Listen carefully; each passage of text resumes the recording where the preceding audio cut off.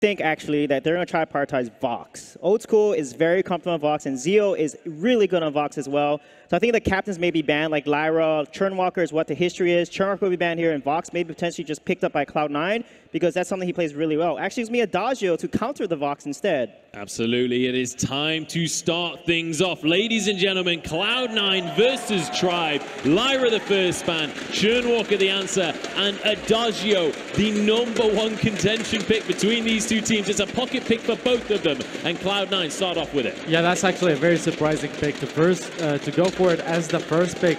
Cloud9 has shown a lot of confidence on that in Old School on that pick. They can play at weapon power and Adagio at the same time. Now for Tribe, they have a choice of either going for the Vox or picking the Ardent that's still open. Yeah, and right now, right off the bat, this is what we know from Cloud9. They go for their carry pick first so frequently, just making sure that Old School is on that comfort that he feels he will be able to win with. But there's an extra layer to it when you're up against Tribe, taking the Adagio to go against Dienzio. This is them trying to send a message, especially because we saw the Adagio coming out from Dienzio previously at other events and such. So Rona is going to be the answer here, and Rona into the Adagio is one of these picks that as long as you block the Verse of Judgment, you can get a lot of work done because he's not very mobile. Yeah, look at this Lorelei ban. They're respect banning from Gabe because he just played it so phenomenally well. Now Grace or Arden are the priority picks here at this point. Cloud9 has played Grace along with Arden really well. Also Fortress too could work out here with the Adagio Fortress jungle composition that they have ran yesterday actually. So let's see what they're actually take away the Koshka from Tribe here because Tigers has been playing a lot of Koshka lately. Yeah, Arden is open, Blackfeather is still open. Like you mentioned, Grace could go over to C9 if Tribe does prioritize the Arden pick here. Blackfeather is a very, very strong one, especially if Joseph gets it in the jungle. They play it CP with the Adagio open power. It could be a very strong composition for Cloud9. Yeah, I don't think they need to go for the Arden right now because if you take that Blackfeather, you still have Arden, Grace, and a couple other options you can run into that with that composition as well. So I would love to see them pick up the Blackfeather, go for this dynamic duo that we've seen on the fold a few times already at Worlds, but they want to prioritize Max Green. They want him on a comfort pick, and they get the Arden. They certainly have, and Arden has been a highlight captain of the tournament so far. We've seen huge priority on that pick, especially with Churnwalker and Lyra off the table. So far in the draft, though, Tribe are definitely far ahead. Rona and Arden plays really good into the Adagio because he is so immobile. When you start kiting away, you don't have too many abilities that you can dash around with. You actually have none. So Rona getting on top of the Adagio with the Vanguard following up and a Gauntlet perhaps, it's really easy to focus down the Adagio with Tribe's composition. So Cloud9 will need to spin the draft very heavily right now in these last two picks to come out ahead. I know Joseph played Petal, but I wonder if they're going to do CP Sky here. But that could be risky because Taka is open to the draft right now. So let's see what they're going to pick to counter. It doesn't necessarily have to be a CP Sky, however. They could still pick it up as a weapon Sky and just run the Adagio as a captain. That's one of the things we often forget about when we're talking about Cloud9 is when they picked the Adagio in the regular season, it was actually more often going to Gabe Vizzle than it was to Old School. So that is still something that they can flex around. Yeah, no, absolutely. I mean, and you're right on point right there, Tasty Bacon. What I was going to mention is Adagio captain, his early game is so strong. So between these two teams, we mentioned that they both like to play aggressive, they both like to play confident. Cloud9 are saying we're going to come with the stronger draft for that specific strategy and try to play aggressive in the early game, try to snowball. And it's exactly what we talked about before the draft. Cloud9, heavy focus on the Vox because Old School, absolutely one of the best Voxers in the world, if not the best. And that's exactly what he's here to prove. This is also a nice adaptation from Cloud9 because everyone knows that the first pick, they put it into the carry so frequently. So the fact that they pick up the Adagio, you automatically assume that's going to Old School, and then they just flex it into the captain role, no longer going with that carry as the first pick in this particular draft. It can catch opponents off guard, and there's the Fortress. This was the Cloud9 comp for so long in the autumn season. Yeah, for sure. Fortress is such a strong pick because they play this comp so well with their focus and their team fight synergy. They can delete a carry immediately, and Rona has that fortified health, and the Fortress Mortal Wounds counter it so well. However, Petal here could be a good counter because Petal beats Fortress and shuts him down in early game very hard. So let's see if Tribe's going to decide on a pedal potentially here. Yeah, I mean, Cloud9 definitely spin the draft like I was saying. They gonna need to come out ahead with the Vox pick, the Fortress. That's two different Moto 1 sources to be applied onto the Rona if they're trying to focus her, reducing the Vanguard barrier, reducing the fortified health, and even the sustain that comes out from the Serpent's Mask that Ronas usually pick up. There's the Black Feather. The dynamic duo do show up after all. This is going to be an incredible match. There is so much strength in each of these picks and each of these players. Honestly, it feels like an incredibly strong roster here for Tribe when it comes to what the metagame is right now. But it's old faithful for Cloud9. These are the picks that we know these individual players for. Yeah, what it's going to come down to... Ooh, my mic's not working. Oh, started to come back. A little bit of a sore throat there. But yeah, let's talk about these compositions real quick. Yeah, I mean, talking about the composition, C9 definitely came out ahead for me at least, because countering a CP Fortress is all about playing to your range advantage and then kiting away when he pops his wolf. When you have a triple melee composition, that's going to be really hard to do. You got to fight them head on, and that's why I'm putting C9 ahead in this one. Fighting them head on is exactly what we were expecting coming into this matchup. Both of these teams love to take control of a game. Is that what we're going to see here? Is this going to be an absolute bloodbath from the word go? I think it absolutely is. It may not have as many kills as you would expect from a bloodbath like this, but there will certainly be plenty of fighting going on around the Elder Treant and around the jungle middle Treants as well once we get into the mid game. I actually don't expect that, just because CP Fortress needs to scale a little bit, so does CP Black Feather, so they're going to try to use the Adagio just to pressure the lane, try to get CS advantages for Old School over DNZO. Then when they hit a power spike mid-game, that's when C9 will try to play aggressive. All right, it's about time that we get on into this one. I'm going to ask you for your predictions, gentlemen. We'll start with you, Iraqi Zoro. Who is going to be the first one to take a game in this series? Yeah, I'm going to give it to Cloud9. I think the draft is better. I think as long as they execute properly, not throw, they should definitely win this one. All right, one for Cloud9. Definitely an early game advantage for Cloud9 with the pressure that they can provide. It's going to be incredibly close, but I'm going to go with Cloud9 for this one. Just they've looked so strong. All right, Suijay? I'll listen in. It's going to be tough for Tribe, but I think Tribe can take it if they play to their win Conditions. All right, so we have two for Cloud9, one for Tribe. We'll see how this one's going to pan out. It's time to jump into our first semi-final of the World Championship. It's time to pass it up to our casters and get this NA bloodbath underway. Thank you very much, Munch and the analysts. My name is George, joined by Scoundrel. Semi-final day, Cloud9, the Titans of North America, coming up against Tribes, the Old Immortals roster. They always receive a live buff. We'll see if it comes into play here. I think both of these compositions are very interesting, and it really depends on the way that they execute as to which one does better against the other. The desk is very right. You have, good mid-game advantage with Cloud9, but if you use that sort of team composition to dive onto a Rona, to dive onto a Black Feather, you're also playing into certain advantages that Tribe have. Rona will happily have people dive into her composition because she'll just spin and win, and that's kind of what Rona does. But obviously Cloud9 have got the Vox on Old School. He can kite backwards. They can then turn that into a kiting style composition where you might find that Tribe come undone. It's all going to come down to execution here, and what would you expect less between two amazing North American teams? They're so well versed, we're playing each other as well over, of course, the VG8s, but Cloud9 are currently undefeated as well, Scoundrel. Yep. We are jumping onto the fold for game number one. The Cloud9 on the blue, Tribe over on the red. And Iraqi's completely right here. You do not want to fight early on as a Fortress. You at least need that aftershock spike. I mean, Fortress really doesn't do enough damage until you have the aftershock. So Stormguard Banner going to come out. He's going to try and hyper farm his way to that particular item spike. And then you might see Cloud9 execute on those item spikes specifically. They're going to try and rotate in from out. And this is something that you do when you want to avoid fighting specifically. Max Green's going to get forced away, but C9 should be able to get this Elder Treant for free, and that means that Joseph now is going to have that timer. He's going to be able to rotate. As long as Tribe don't match that rotation, he's going to be looking just to have a safe early jungle. Tasty Bacon said exactly this. They said Cloud9 are going to want to fight early, and that's exactly what they did do. Tribe, not so much. They were just held back a little bit. They were just farming. Well, I say well, Max Green took a little bit of chip damage. Come on, yeah, I mean, that counts as fighting. I mean, Tribe, they did the classic rotation that you've seen in Update 2.10 for quite a while, which is going from the back camps to the Elder Treant, maybe looking for a fight. Cloud9 did the thing that you want to do when you avoid a fight. You take the Elder Treant straight away. Unfortunately, if Tribe matched that, you might have seen a fight break out, but Cloud9 got the better of that one there. You can imagine as well, Tribe have got it fresh in their minds, the Unified Championship in LA, where they got defeated 3-1. We'll see if they've can come back with a vengeance. Tribe now rotating down to the bottom sides. Elder Treant being taken by them this time. Yeah, Fortress's clear speed is really, really slow. Obviously, they had that timing. Here's a fight.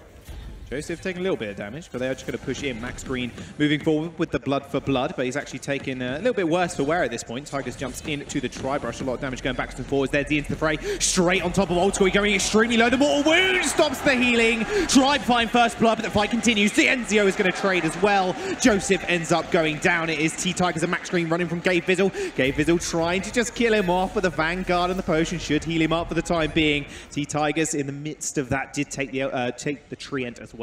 Yeah, Cloud9 really want to avoid these 3-on-3 brawls early on. CP Blackfeather and Rona are going to decimate this composition as it stands.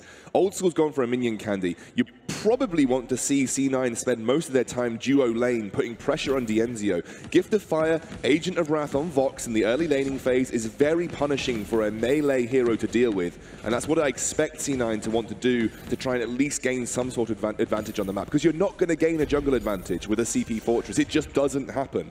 Categorically, his clear speed is too slow and he doesn't really do any damage. So you've got to wait until, like I said, that Aftershock spike comes out. I really expect C9 to focus primarily the lane. Well, let's touch on that a little bit more there, because we did just see Dienzio use a minion candy. First up, has bought 2 already, and he's just used his second one up in the lane as well there to try and push in Old School. But Old School predicted that play and actually bought his own minion candy after he saw Dienzio and put his down as well. So it was very hard for Dienzio to actually push into Old School at that point, because the minions were just so buffed up, leading Cloud9 to 3-man rotate down to the Elder Treant again. Yeah, again, it was a really nice use of the minion candy. T-Tigers, he's looking to put pressure on Joseph's backs here, and Joseph just can't really trade back, but Gabe's coming through. Wow, Gabe is actually going to just find him. Only a little bit of damage, though. Didn't quite find anything more, but Tribe are going to move in with a 3-man push onto this Treant here. Old School is fairly low, however, something to keep in mind, and very low energy also. Old School falls low as well. They're going to jump straight on top of him, and they take him down. T-Tigers and Dienzio cut him up. Now, Treant gets taken as well. Doesn't get taken by Dienzio, so he doesn't receive the healing, so he gets cut up and cut down. Another kill onto Joseph. Also, lead Tribe, leading the kill score, 4-2. Yeah, Old School got a little bit close there, a little bit close to the action. Unfortunately, didn't have that flask up. I think at that point it's now just come up now, and he got blown up again. It's not the kind of fights that you think Cloud9 should be taking at this point. Joseph is heading towards that Aftershock, so once he gets that, really important to reiterate, that's when Cloud9 might look to fight. It's very interesting that Old School actually looks like he's working towards a breaking point. It is something that he did yesterday. Maybe doesn't really feel that the Serpent's Mask healing is enough to warrant a Poison Shiv here. Not. Dienzio taking a lot of damage up in the lane as well. Max Green is going to just rotate upwards. Dienzio always just comes out at these live events and just proves himself time and time again. LA was just such a good example of that. Immortals looked absolutely unstoppable until they met the brick wall that is Cloud9. Like I mentioned before, 3-1, and Tribe, they're really, really looking to pile on the pressure early on just to make sure Cloud9 know their place. Do you know what's really good, what the Tribe are sort of executing here? T-Tigers and Max Green have been super aggressive in the jungle. Time and time again, look at it. They are drawing attention to the jungle of Cloud9, knowing that the less time they spend in the lane, the better it is for them, given that laning phase is so strong for Gabe Vizzle and Old School. Dienzio has been very reluctant, other than clearing waves, to spend too much time there.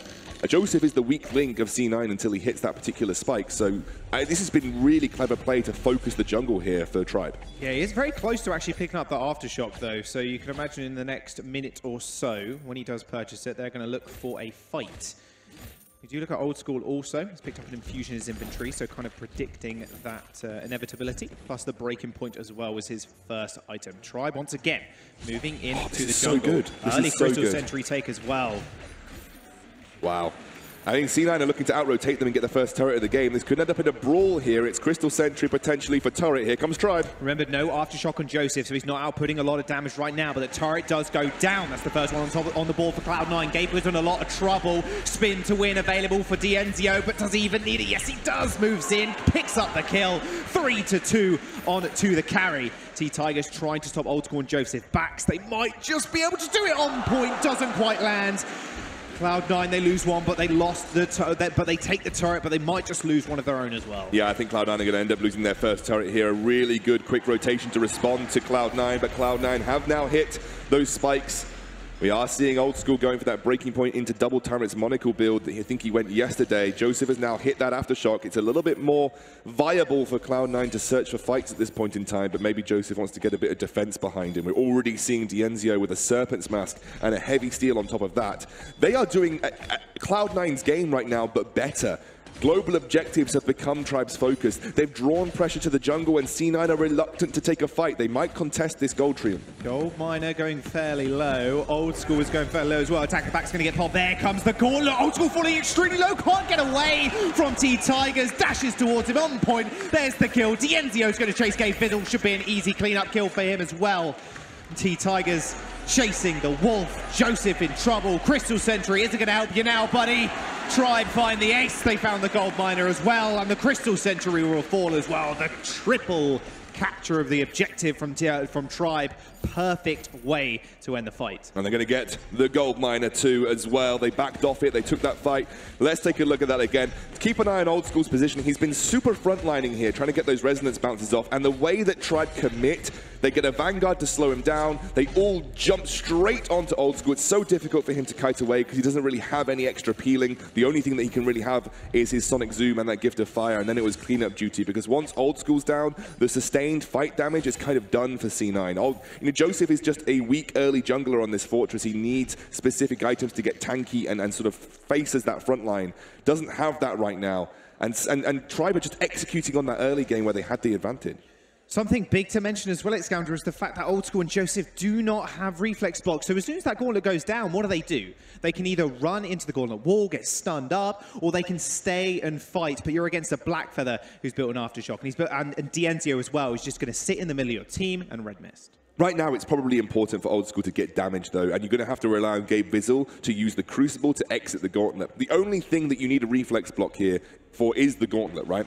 So if Gabe Fizzle and the team can move through the Gauntlet at the same time with the Crucible, you don't actually necessarily need a reflex block, super importantly.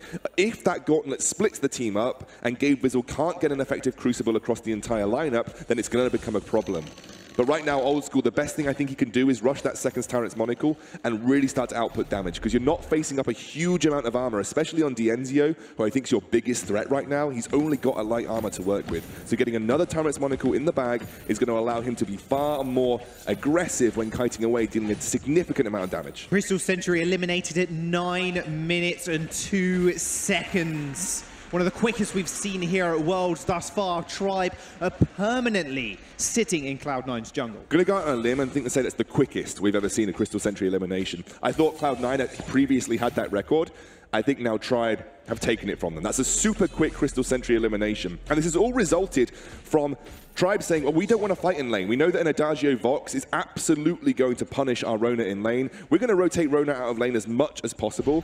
And then we're going to look to put pressure in the jungle on Joseph, who is very, very weak early on, who's going to want to farm. We disrupt his farm. We get in his face. We then put ourselves at advantage in the early game, and this has allowed them to play the C9 game. Remember the storyline that we talked about with C9 yesterday? We have not seen them come back from a deficit. They've had small deficits to recover from and always have, but this is a very big deficit starting to open up for Cloud9. Gold Mine is being started up as well by Max Green. T-Tigers taking that Treant for the 4th time in a row. The domination from T-Tigers right now in the jungle. Dragon's Eye picked up as well with the spare change. Aftershock online, this guy is packing a hell of a punch. Cloud9 right now, what is their game plan at this moment in time? It just seems they want to get Old School as fed as possible, just make sure he is clearing those waves wherever he gets the chance. He's got Monocle, or at least one, looking towards the second one rather shortly. Yeah, he needs to get his second Monocle online. The Breaking Point double turrets Monocle build is a build that has been popular on Vox for a very long time. It fell out of favor just a little bit, but it gives you a huge amount of damage output and allows you to stack Breaking Point very quickly, more so than if you went the Poison Shiv build. Now, the drawback of not having Poison Shiv here is that it's going to be very easy for Dienzio to sustain, but I guess Cloud9's thought process is if they can kite backwards from Dienzio using the slow from the Gift of Fire and the mobility of Old School on this Vox, they might not need to worry too much about the healing because it's unlikely that Dienzio is going to get too many basic attacks off or going to get too much regeneration from his ultimate. That's, I think, Cloud9's thought process here. Joseph has picked up the Aftershock, and you can note that there's not a huge CP carry threat. It's a decent amount of damage from Fortress, but it's not exactly like you playing up against a Celeste, so there's not much shielding being super prioritized, especially by Dienzio. He's felt comfortable enough to go for a Shiver Steel and just pick up the armor. I think Tribe have correctly identified that the main win condition of Cloud9 right now is this Vox. Remember, right at the start of the game, we said the Vox is going to be the most important facet for Cloud9 in the late game. He needs to be the one that's kiting back and sort of crushing these team fights. I think Tribe have also correctly identified that. They're going to ignore the Fortress for the most part and going to go heavy in on defending against that damage coming out from Old School.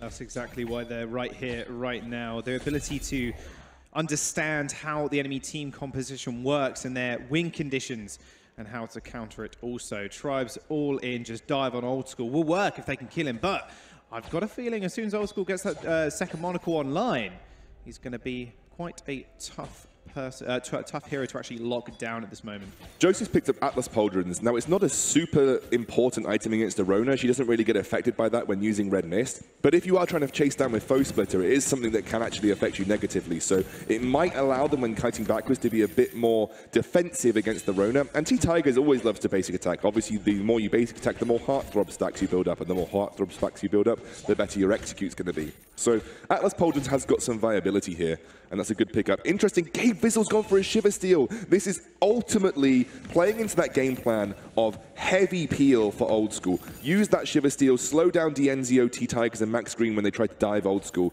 It's all on Old School right now, Jaws. Piling all the resources into him. T-Tigers once again pushing in with Max Green to try and contest some of this. Gets it. Oh, man. That is salt in the wounds for Cloud9. Their entire jungle just got cleared out. And you can see the CS opening up as well, the difference. T-Tiger's sitting on 70, Joseph only 48. Even Old School and Dienzio barely close in that regard, but that's because they've just been piling everything into Old School at this moment. Yeah. Goldmine is taken away here again by Tribe. Adds another bit of change in their bank. 5,000 gold lead at 13 minutes. This is absolute perfect execution from Tribe. Old School's nearly at that second Tyrant's Monocle. It will be a decent breaking point for him, but oh no, he's gone for the Tornado Trigger instead. This is the build that he went for yesterday, the Tornado Trigger and the Tyrant's Monocle. It gives you a bit of extra attack speed, allows you to stack a little bit more quickly, and also allows you to kite more frequently as well, with being able to weave in those basic attacks too. So again, Old School, I'm wondering whether he's going to go for a 4-item build here. He might pick up a Bonesaw. Or I think, in my opinion, I think definitely looking forward towards some shielding, especially given how easily T-Tigers can dive you. So we'll see. Old School still retaining his Flask right now. Thinks that's super important to these fights. And I would agree, Flask gets better as the game goes on, you know. Tribe, this is the kind of moment they've been waiting for. The Echo was just picked up as well by Max Green. It's been a fairly slow few minutes, but again, Tribe do clear out Cloud9's jungle. They are just left starving up in that lane. Infusion picked up here by Old School also, so recognizing now, like you mentioned, Tornado Trigger online, so maybe this is the chance they actually get to fight. Really important to note that in 30 seconds, Kraken will spawn. C9 could probably afford to give one of those up, but can't afford to give two of those up. And I think Tribe are going to start to bring C9 into an uncomfortable position, saying, you're going to have to contest it. You're going to have to leave your base at some point, guys. And Kraken is going to be the way to draw them out. Imagine Tribe taking the game here and handing Cloud9 their first loss as well. The morale boost that I'll actually give them for the next few games. And we haven't seen Cloud9 bounce back either. We haven't seen them bounce back, and we don't know exactly what it feels like for Cloud9 to come back from a loss, let alone a deficit. Kraken spawns, Tribe are right there on the money. I'm wondering if Cloud9 are even going to try and contest this. They're just going to start it up. Joseph is no way near at this point. Actually had to back off and save the Gabe Vizzle. Let's pick up a couple of scout traps. Nice infusion pick up here, Tribe. So it's over half captured right now. I don't think Cloud9 know it's happening, or they might have a feeling now as they've not seen, and they can actually see the Treant just going down there as well. And that's it. Kraken completely taken by Tribe easily. Cloud9 did not have a ear in. I think realistically that's the best decision for Cloud9 at this point in time. If they can take down Kraken, it's a good boon of gold for them. And obviously with this heavy melee composition, the siege isn't fantastic, so they might not be able to get as close as they would like to some of these turrets. Oh, and they still have the outer turret to work with too, so there's a bit of time that Cloud9 can afford to give up. Kraken will be a little bit of extra gold input, 1,500 gold for the team in total. And they made a wise decision. They lose a fight if they try to contest Kraken. Well, Thing is, if Tribe do pull the trigger, they have got a double gauntlet they can throw down on top of Cloud9. They're just walking up to the turret right now. That range that you were talking about just wasn't really there. Gave Visual and Old School fairly scared to actually, they can't really damage the Kraken at this point. They have to go in range. Vox, one of the shorter ranges of the carries up in the lane, meaning he really does have to get close. And you can see at some points really hammering home. The base has been cracked. Tribe might look for a little engagement here. T-Tigers go straight on top of Old School. There's the first corner. The Crucible's been used, but it burns out. And Vox is already dead. Old School goes down. Another corner from Max Green. Mulmeen gave Fizzle and Joseph are trapped inside it. Kraken's marching on the base. The first Vayne Crystal turret goes down. The second one is to follow. Max Green, T-Tigers, Dienzio. They claim Cloud9's base and hand them the first loss at Worlds. What an explosive first game in this semi-final. Cloud9, a composition that was tough to pull up, a composition that had such a weak early jungle that Tribe was able to exploit. Cloud9 wanted to push advantages in the lane. They wanted to take that Adagio Vox and punish the Rona. Tribe said, we ain't laning, mate. We ain't laning. We're just going to push you in the jungle and punish this fortress. We know Cloud9 likes to draft off meta. Cloud9 have their own meta. But Tribe said, we're going to play what's good. We're going to play what's strong. And they've just shown how exactly powerful things like Rona and CP Blackfeather are right now. They just didn't fight. They knew exactly Tribe's win condition. They played to it perfectly.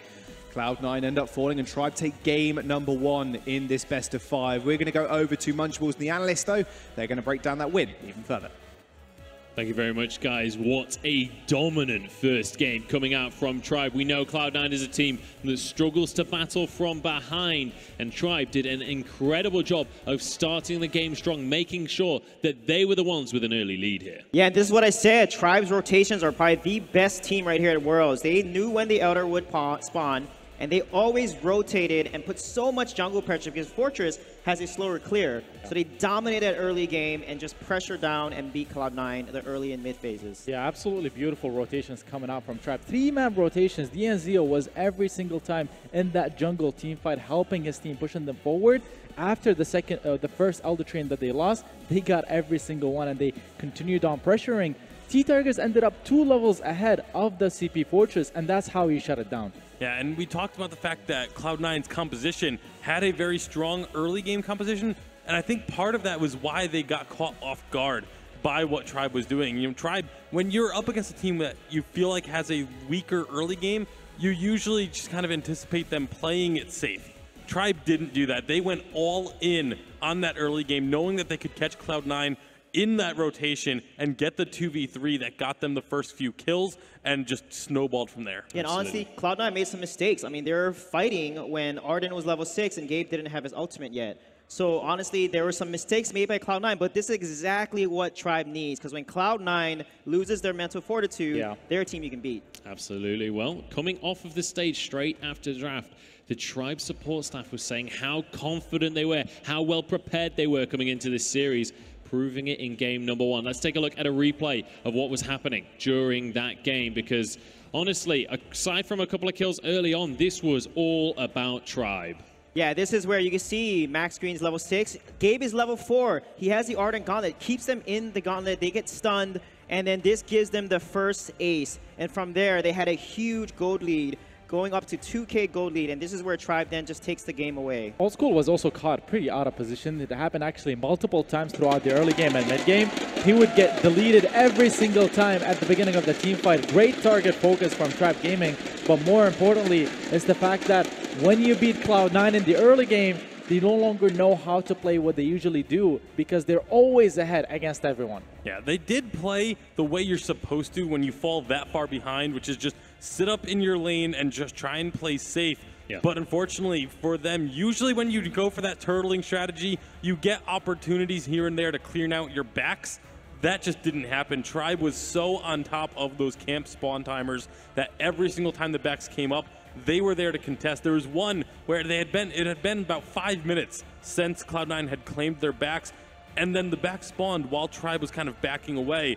They thought, okay, this is our chance. We can finally get some farm. They start up the Treant, and T-Tigers walks up and just steals it with an on point. And I feel like that moment right there was kind of like the crushing point for Cloud9 because they just could not get any gold. Absolutely. Well, this could be a telling tale for the series here, or maybe not. Both of these teams are incredibly capable. This is the thing. When you give either of them a lead, they are not going to let go. Let's take a look at the damage done during that game. I'm curious to see who was topping the table here. Looks like it was Dienzio on 15,000. Obviously, the number's lower than what we've seen in previous days, but that's because it was such a quick, decisive game from Tribe. Yeah, and Rona was so good when Fortress ult, her ult takes out all the wolves as well, because 3 ticks of damage takes them out. So honestly, their draft was very strong, and they played exactly to their wing. A textbook example of how to shut down a jungle fortress. He is too slow early and cannot clear fast enough, and that's exactly what they did. All right, we need to get into draft for game number 2 right here. What is it that Cloud9 need to pull together if they want to get themselves back in the series? Because game 1, maybe the draft was a little off. Or was that down to in-game execution? I would definitely say it was down to the in-game execution. But talking about draft, the Adagio captain that we saw from Cloud9, they used it, they picked it up so that they can try to get through the early game. Definitely did not work out for them. So if they're trying to survive, if they're trying to not have the stronger early game composition, they need to have a better defensive playing heroes that can get them through that early game. All right, well, we'll see if they can get a better composition for the early game. See if they can take it toe-to-toe with Tribe. That's what we're expecting to see. Don't forget, guys, before we jump on into this draft, you can already sign up for 5 versus 5. It's going to be coming out. We're going to be unveiling it tomorrow. You can sign up at 5v5.vainglorygame.com. And if you do sign up, you're going to be entered into the Razer phone giveaway. That's going to be going on until the 17th of December, so make sure to get involved. But it's about time that we kick this second game in the semi-final off. This time it's going to be Tribe moving over to the A side, and we'll see how that's going to shift the balance here as we head on into the draft. Yeah, looking at their past history, they banned Black Feather A side once, but instead they're going to switch it up and just take away the Sky. That's a very interesting ban from Tribe there. Yeah, probably the first time, I believe, all Worlds that we've seen Sky as a first ban on A side in particular. So definitely shaking things up, excuse me, and making Cloud9 have to make a decision in where they want to go with their ban. If Tribe won't go with the Lyra pick, that's what I'm going to expect them first. But if they're not going to do that, it's going to be the Rona, just because of how well Dienzio did play it that last game. Their early game rotations, always on point. And the reason why they're not afraid of playing it against the Vox, it's a matchup that I've talked about in the past. You could easily abuse the short range that Vox has if you're playing very aggressive. If you keep getting on top of him, bursting him down, it is a matchup that can work for the Rona. And look at the build of Rona. Last game, he built Metal Jacket. He had a Shiver Steel, and he had Tier 3 boots. You cannot run away from Rona. She has such fast cooldowns. She has a gap closer, 2 gap closers actually. So Vox actually has a hard time. If Rona plays properly, she can stick onto that Vox. Yeah, now the decision is going to be, where does this Black Feather show up? Does it come as a ban or as a pick? We saw last game, Tribe, they were perfectly fine with handing a Black Feather over to the side of Cloud9 after picking up the Rona. So there is very likely not going to be banned here, and Tribe are going to be okay with Cloud9 trying to take it if they want, or they can just pick it up for themselves. I've known Old School for 3 years now. Look at his face. He looks so dismantled after that game, and that's what they try to abuse. His mental fortitude is something that we've questioned so much in the past. Now that he's lost the game, I wonder if he's going to be able to bring back his focus up, because if he doesn't, this could be a very easy 3-0 for Tribe. Yeah, and this is what Scoundrel and Jaws were mentioning at the end of that game as well. This is the first time that Cloud9 has lost at this event. How are they going to bounce back from that? That is what makes a champion, is being able to bounce back from a defeat. Absolutely, but this is the World Championship. They have been preparing for this event. You expect that all 6 of these players are going to be on a level that we've previously not seen from them before. If that is a weakness of his, I'm sure that is something that has had a lot of preparation going into improving that just for this tournament. Yeah, so let's see if Cloud9 is going to pick up the Arden or Grace. Personally, I prefer the Grace because she has the Holy Nova stun. They have Vox plays around the Grace. Grace can stun the Rona. We saw that with Impunity playing against it. So I think Grace would make more sense here, but they may opt for the Arden here because Max Green had a phenomenal Arden. Yeah, Never denied away. If they had taken the Grace instead of the Arden, they would have been allowing Tribe to run the exact same composition that they just won with. Even still, right now, I expect Tribe to go back to that Blackfeather because it is such a strong duo. When you have Rona and Blackfeather together, they have just been putting in so much work. Yeah, if not the Blackfeather, it's probably going to be the Koshka because it's still open for T-Tigers. He excels on it, plays well with the Grace, and they can play really aggressive like they did the first game. Yeah, I was going to say Arden's taking Grace will be picked up here, and then they're going to probably finish it with Koshka because that is a lot of burst, a lot of engaged potential here from Rona, Grace, and Koshka. Vox is going to have a really hard time here. Yeah, this is such a good draft for Tribe. We talk about the Rona Blackfeather. Koshka fills a very similar role, extremely mobile, high burst damage.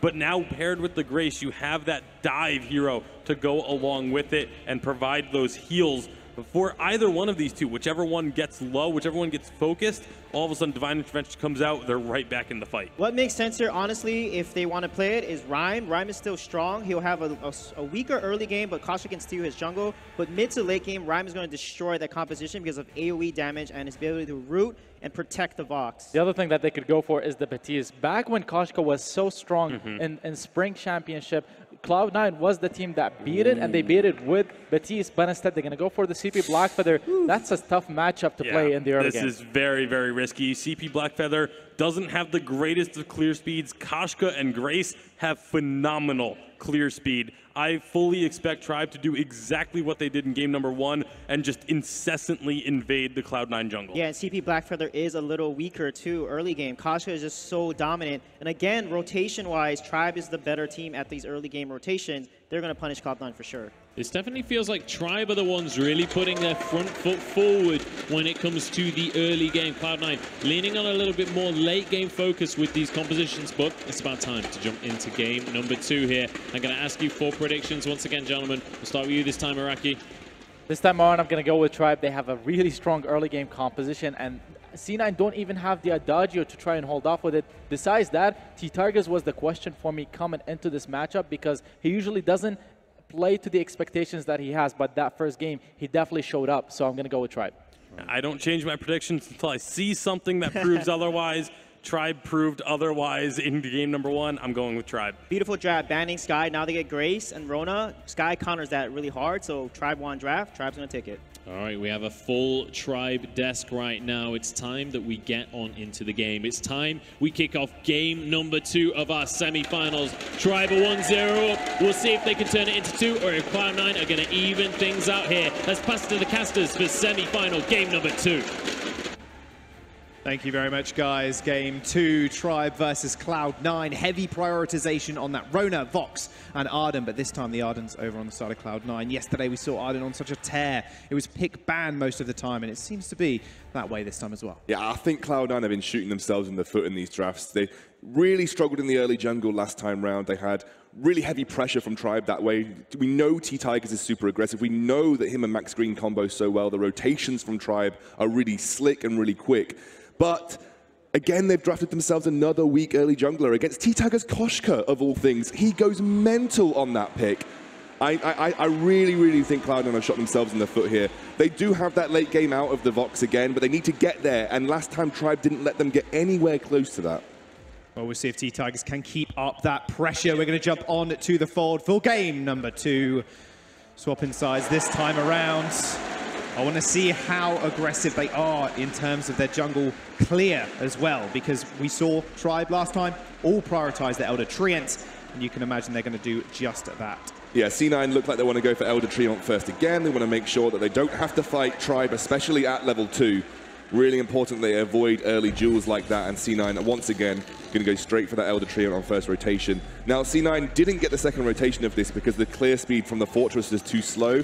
Blackfeather's a little bit quicker, but not that much quicker on his first rotation, so you'd expect C9 to potentially have some issues, especially when they come to that next rotation of the Elder Treant. Yeah, Max Green providing a little bit of an annoyance, but Tribe, you can see how quickly they have actually rotated. T-Tigers now on those double fronts. Max Green even sealing these away as well. Already going to be inching ahead in CS over I Love Joseph. Yeah, he's already going to start pushing in that lane, Dienzio there. Joseph and Old School have had to take a very slow rotation around the jungle just to make sure that they are safe in doing so. Early minion candy in the lane here, it looks like, for Dienzio. Going to make it slightly more difficult for Old School to farm this up as it heads towards that turret. A benediction damage, jeez. Dienzio takes a large chunk out of Old School as well, already falling to about a quarter HP. He's really feeling the pain. In fact, he's felt the pain throughout this entire series thus far. Max Green and Dienzio recognizing that game number 1, Old School wanted to buy loads of minion candies, and they bought one themselves as well in the level 1. T-Tiger's already taking a large chunk out of Joseph as well, but Gabe Vizzle is going to jump in with a Vanguard, just lead him to safety. They're going to put down a scout trap as well, just to monitor whether Old School or Joseph coming to contest this Elder Treon. They're actually going to move through this jungle now, look to be aggressive once more. This is what they did last time. They just looked to rotate as a unit, keep themselves out as lane as long as possible, and just utilize their very early jungle pressure to kind of put Joseph on the back burner. And again, T-Tigers, front Treon is his once more. This is really smelling the same as it did last game. It's deja vu. Literally like we're watching game number 1 all over again, apart from there's different heroes and they've swapped sides, in all honesty. Max Green actually picking up 2 different kinds of contracts there as well. He's got the Dragon Blood and he has Protector contract online as well. Determined to roam with T-Tigers and make sure he gets all the space necessary in these in the jungle clears. Dienzio, once again, buying that minion candy to push Old School in to force him under the turret as well so they can roam freely. Old School's changed his build-up this time round. He's going to go towards a Poison Shiv. That is far more viable this time round. I think you have to respect the Rona sustain, but also the fact that you're going up against the Grace. She's got that Divine Intervention. It's going to give you a huge amount of burst healing. You definitely want to apply Mortal Wounds for that. Elder Treon, I just don't expect C9 to really realistically contest for this apart from a steal, and that's why Tribe are going in. Bouncy fun straight onto Old School into the fray as well from Dienzio. Vanguard to keep him to safety. A Sonic Zoom backwards. T-Tigers going fairly low. Holy Nova did land on Gabe Vizzle. That'll be C9 disengaging completely, and T-Tigers once again taking that front cam. Old School got rooted up. He's all good. Treon did die in the end, but T-Tigers undeterred is going to move in, take that back camp again. Old School caught out. Wrong place, wrong time. Try find first blood again. Dienzio gets number 1 on the board. And T-Tigers did such a good job of drawing in C9 right there. They went for the double backs. T-Tigers made it look like he was isolated. C9 potentially had the option to split up Tribe, but Tribe wanted that exactly because they have got such great engage from the Rona with her into the fray, and obviously the benediction from Grace. They are easily able to follow up if T-Tigers gets collapsed on. He baited Old School to make that move, and they punished Old School for doing so. Again, the early jungle pressure just seems too much for C9 to contend with. This is a Tribe. We really haven't seen this level of performance from them, especially against C9 before, harking back to the Unified Western Live Championships when these teams went head-to-head. Old School getting punished again for being up in the lane. Gabe Vizzle right now playing the hero of Cloud9, just saving his skin every single time. Tribe do want to make an engage, but we got to look forward into the future, We've got to kind of think when Tribe are actually going to fight, because it seems obvious when Koshka hits level 6, when she's got that aftershock. And Old School is going to need to prioritize a reflex block in the near future, because T-Tigers, because he's been taking so many camps, he's about to hit level 6 as well. You can see Joseph already inching behind in CS. Yeah, Old School's gone for a shield instead of working towards that Okai into reflex block. It makes me think that they're just looking to play as defensively as possible near the turret. You know, if Dienzio can kind of keep the wave on his side of the lane, then they're going to bait Old School into moving forwards, because he's going to need to farm. You know, you can't really let that sort of go behind you. T-Tigers has got 10 farm above I Love Joseph right now, coming through in terms of that aggression that he's had in the enemy jungle, and they're going to continue that pressure now. Level 6 with T-Tigers, he can look to make these kind of aggressive plays. They have the spawn times of this camp down. Oh, Joseph is here, but a Twirly Death will finish it off. T-Tigers, look at the jungle control from him is just absolutely stupendous. Yeah. Ultimate is available too now as well for T-Tigers. Old School and Joseph are going to have to be very careful, but Old School did go back, didn't pick up any more damage apart from finishing that poison shift, but has the reflex block online now also. Yeah, a very defensive build from Old School. I think they realized that they absolutely need to avoid fighting in this mid game, but Tribe, they can do exactly what they did the previous time. They've got such a spike in the jungle right now for T-Tigers. The aftershock completed with some defensive itemization online. They can go for things like Gold Miner when it starts to stack up. They can look to pressure that Crystal Sentry as well, and Cloud9, because they've had to be so defensive with their builds, because they've had to be so respectful and sort of falling behind on farm. there's no way that they can contest these kinds of things. And it just feels like the same story is unfolding. C9 losing that early jungle and just aren't able to recuperate. Benediction onto Old School, going fairly low. Vanguard from Gabe Bizzle, keep him alive. Now, Old School doesn't quite look like Gold School this time around. Dienzio keeping up in farm, Infusion on board. They're going to take these front camps also. In fact, ignore that completely. Dienzio has actually popped down Infusion, so maybe looking for a fight fairly early on. He's got his own reflex block also. That will probably be for that gauntlet when Gabe Bizzle hits that level 6. Maybe that's actually when they want to fight. I just think they just avoid Tribe at this point. I think that the Infusion is popped because they're probably going to go for Gold Miner, and that's going to force C9 to react. C9 probably just going to give this one up for free, but it's more global gold that Tribe are going to put in their back pockets. More global gold that are going to make Tribe hit those item spikes that much quicker. C9 have to be super careful, and this is the problem. You know, Old School's really overextended here. He's going to be super careful. He has to be very careful. Although T-Tigers isn't in that brush, so he wasn't really scared of the Yummy Cat Frenzy being unleashed. T-Tigers is level 8 though. Look at Joseph, only level 6 right now. They're going to jump onto Old School. Too early, Death does a little bit of damage, but this is going to be kind of, I think, the next couple of minutes, in all honesty, unless they go for some crazy turret dive, just pushing in Old School time and time again, just disrupting Joseph. Look, you do not own that front camp. That is T-Tigers. That is his property. Same with this double fronts as well. They have control of the item shop also. And that just gives that massive experience advantage that T-Tigers has opened up. Every single front camp he has taken from Old School since about 3 minutes from Joseph since about 3 minutes. And Joseph has just fallen so far behind. He's gone for this Aftershock build on the Black Feather, looking to be a bit more aggressive in melee range. It's because he knows that the engage from Tribe is that good, that having something like a Shattered Glass is only going to be good for a limited period of time. C9, they don't look comfortable playing from the sort of the levels behind, and they have been in these games. They have been the team that has been pressuring. They have been the team setting the pace and being proactive. They do not look comfortable coming from behind. Araki Soro said it perfectly on the desk. The camera flipped over to Old School, and he looked a little bit down. He looked a little bit distressed, maybe at the kind of the handling that Tribe had them over game number 1. They just have to be able to recollect their thoughts, rinse, reset, play this like a brand new game, a brand new in the series. T-Tigers 1v3ing that cam, Cloud9, no word in. Old School is even going to get punished here a little bit as well. They're going to be able to stop him from moving up towards this turret and get a little bit damage down onto it as well. 3 members versus 1. That's just going to go down instantly. No worries. First turret to try. Oh, T-Tigers did such a good job of zoning out Old School to make it very difficult for him to find an easy path back to that turret. Joseph and Gabe Bizzle had back. They gave that turret up for free. Cloud9 knew they couldn't contest it. This is a massive gold advantage opening up now at just 8 minutes. 3,500 almost in the bank in advantage of Tribe. And it's just because Cloud9 have been unable to contest anything of any value, including their own front camps. It was 5,000 gold lead at 13 minutes into the game. That's exactly where it's heading for right now. Like we mentioned a couple of minutes ago, this seems like exactly the same game as number 1. Yeah. Where Tribe just take complete control of Cloud9's jungle. This live buff isn't just a live buff anymore. This is Tribe showing up to a new level we've not seen them before. Cloud9's first loss was last game. Tribe do not seem to be they don't seem to be letting off the gas pedal anytime soon. C9 really need to think of something. If this goes to a game 2 to Tribe, they need to think of some way to put pressure on T-Tigers. He's been basically stamped himself as the most dominant and aggressive jungler here at the World Championship. And even I Love Joseph, who is known to have great control in the jungle, known to be super aggressive, known to have one of the best jungles in North America, he's getting almost manhandled by T-Tigers.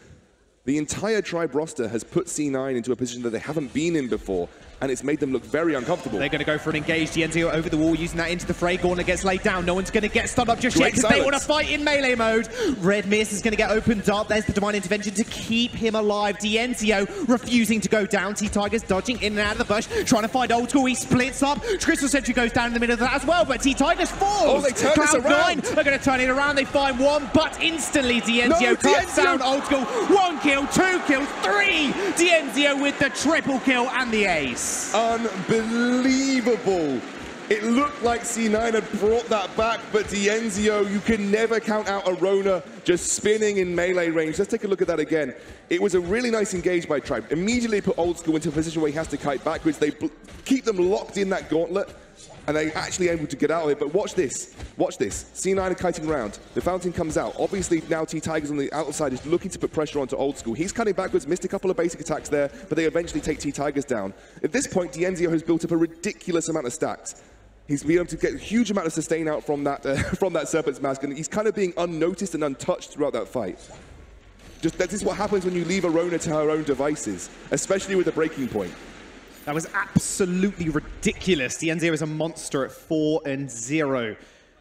Cloud9, like you said, it looked like it was going to be their fight, but they need to be able to stack those mortal wounds a lot quicker.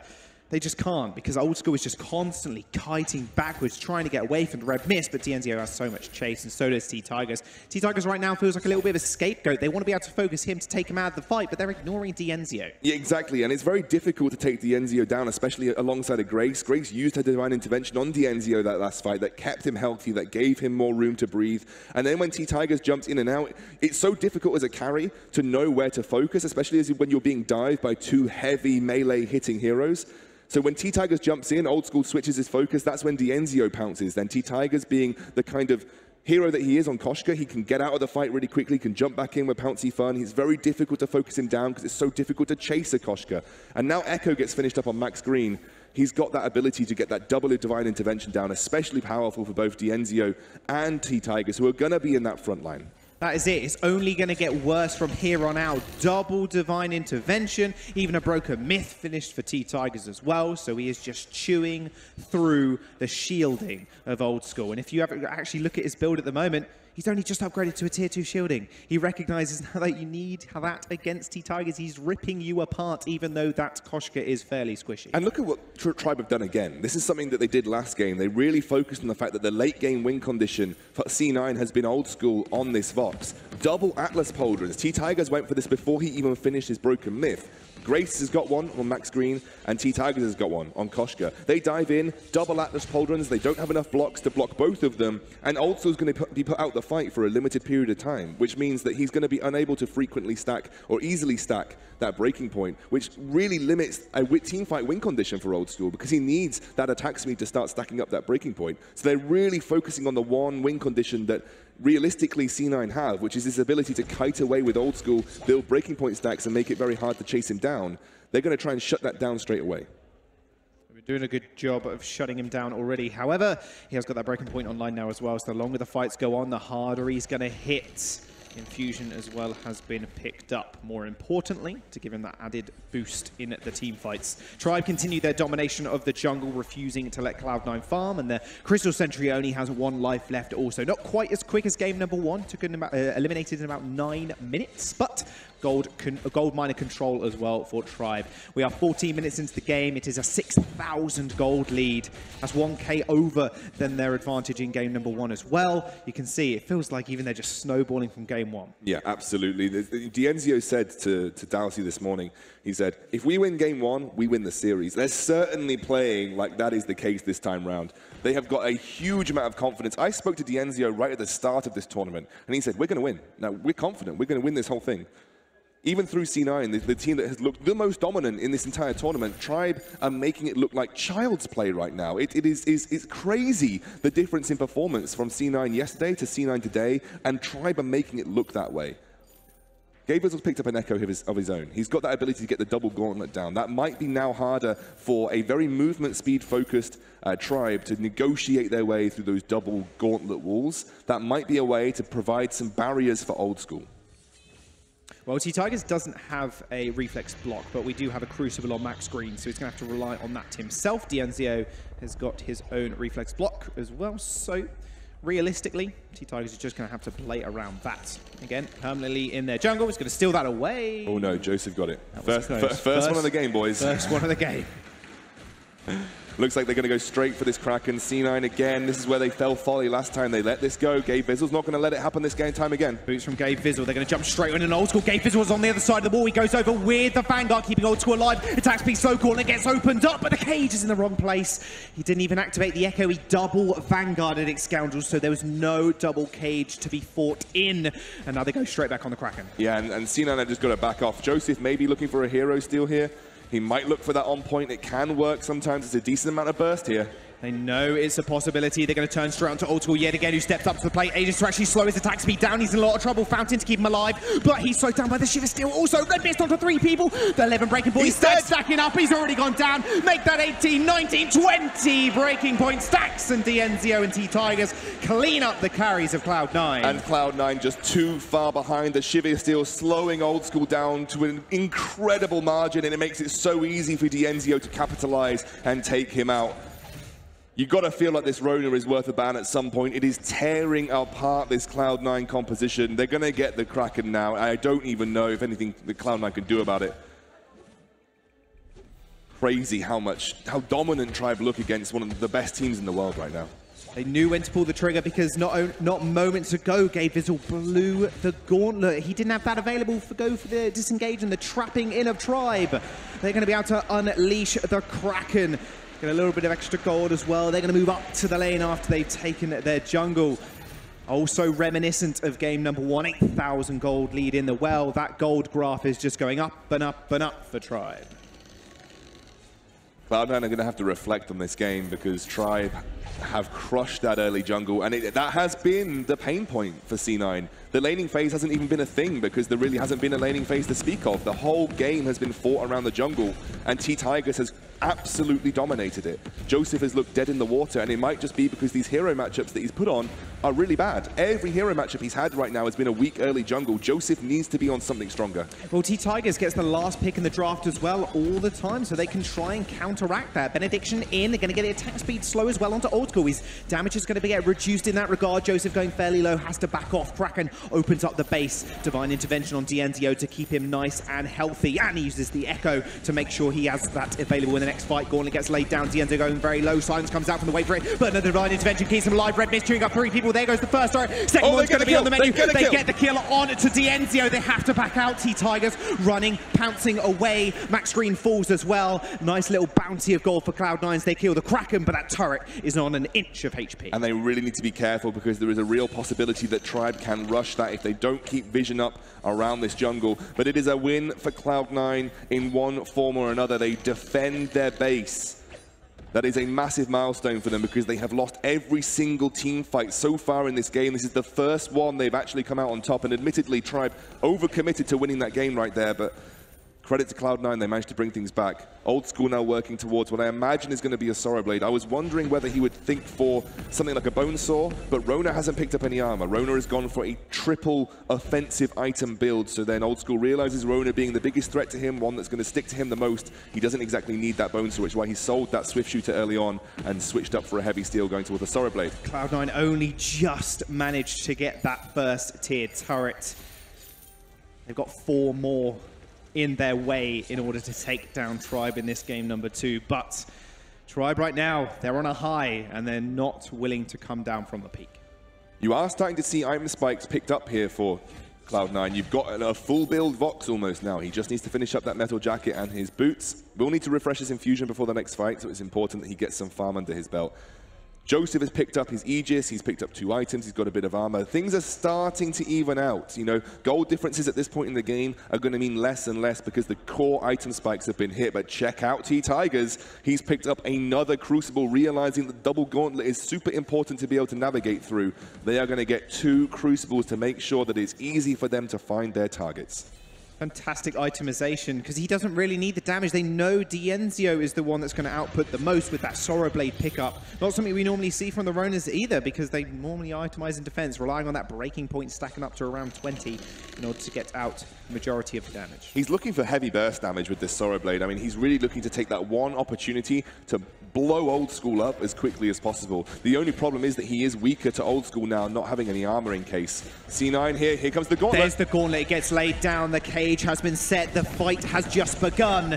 Does use that Crucible, that Echo is actually going to go onto a Vanguard. Yummy Candy Frenzy on the front line. Oh, Gabe Vizzle is so low, Fountain popped, but doesn't keep him alive. Dienzio receives the Divine Intervention, T-Tigers moving forward. Old School's got 17 breaking point stats. He blocks the Atlas Moltres as well. Max Green going low, T-Tigers jumps back in, Red Mist opens up. He gets 1 kill! He gets 1 kill! They're so low, Dienzio low, has to back off. Max Green so close to going down. Oh, Dienzio falls to Joseph, and Cloud9 win a back-to-back fight.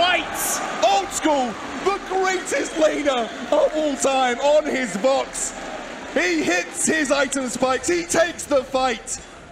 That was the best team fight I have seen at this World Championships. Gabe knows they have to start the engage. He takes that front line. They don't get through that gauntlet straight away. It gives Old School so much time to kite back and find a good position. The yummy catnip frenzy used onto Gabe. They spend all their resources taking him down, but Old School is just stacking and stacking and stacking, and then he blocks the Atlas. The most important part of this entire fight is the Atlas block that allows him to maintain that attack speed, maintain that damage, and somehow keeps himself alive, running straight through Dienzio's red mist. What an incredible fight. Is this the turning point of the game, Jaws? 7 kills apiece. This might be the turning point. They are 6,000 gold behind, but the Kraken is on their side. Tribe now have to be able to take it out. Gabe Fizzle lays down the cage. Maxurine goes in with a benediction. Another cage gets laid down. Look at the maneuvers they can do. Diencio's on the back line already. Giant intervention tries to heal him up. Another into the fray onto Joseph, and Old School still trying to climb back. He's doing it. Stacks. He's going to do it again if they're not careful. Red Mist to heal him up, but he goes down. T-Tigers is going to fall as well if he's not careful. Double Holy Nova. They trade 1-for-1 as Joseph and Diencio fall down, but they're going to chase Max Green. Old School, 20 breaking point. Stacks manages to take down Max Green in a couple of seconds. Kraken still marching on the base. Could this be the turnaround Cloud9 are after? T-Tigers is there, defending against it, but the Kraken is starting to push in. Cloud9, they're a long way away from the base. Old School doesn't have much energy. This might be a heroic defense from T-Tigers here. Gabe is pushing in, but I don't think they've got enough time to deal with this. T-Tigers should get it. Oh my word, and Dienzio has made the right choice. He's sold the Shiver Steel for the armor. It has been too easy for Old School to burst him down at this point in time. This is the late game win condition against a heavy melee composition that C9 have got. Vox is good into these heroes for the reason that he is one of the most mobile ranged carries in the game. It's why he's retained popularity through metas and updates and changes. Vox is always in the lane simply because of that mobility.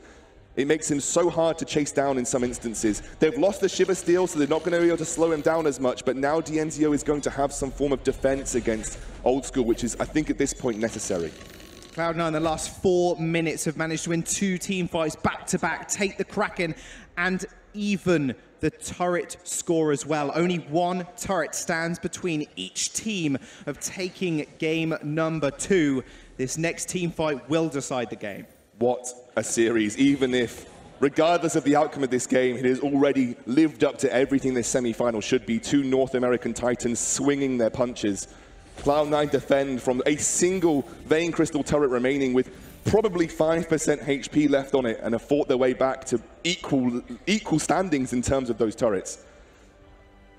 This is why you can never count out Cloud9 either. They are the true Titans of North America. Tribe are ready to dethrone them. They did so in game number 1, but the ability to actually play back from such a deficit is what Cloud9 really are showing they know how to do. Kraken comes up from the depths as well.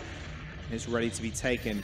I love the way that Gabe's been playing. He's been aggressive with those gauntlets. He knows that they have the advantage in these team fights. He's got the Shiver Seal to slow things down as well. Benediction in, there's the first gauntlet. They get the attack speed, so onto Old School, and there's another gauntlet as well, separating them. But Diencio's on the other side. Now he's on top of Old School. He needs to be able to take him out. Yummy Cat with Frenzy straight on top of Gabe Fizzle, and he's going to fall down first. 2v3, but already Old School breaking point stacks nearing 15. Diencio tries to get a bit of room. Old School going really low. T-Tigers refusing to let him go out of the claws of the cat. War Treads popped by Tribe to try and get a bit of distance. Oh, what? The Elder Trainer almost actually just stuns him up. Holding over onto 1. It's still so close. Diencio jumps back in, but Old School manages to cut him up. Double kill for Old School. He's going to make it the ace as well. Triple kill for the best laner in North America. An ace for Cloud9. There's a reason he's called Gold School. It's for plays like that. This is that late game Vox that works wonders against heavy melee compositions. The focus from Tribe has been Gabe. Gabe happily absorbs that damage because Joseph and Old School are left to run free. Another turret goes down from taking 0 turrets to losing 4. We have Cloud9 taking game number 2 and evening the series 1-1.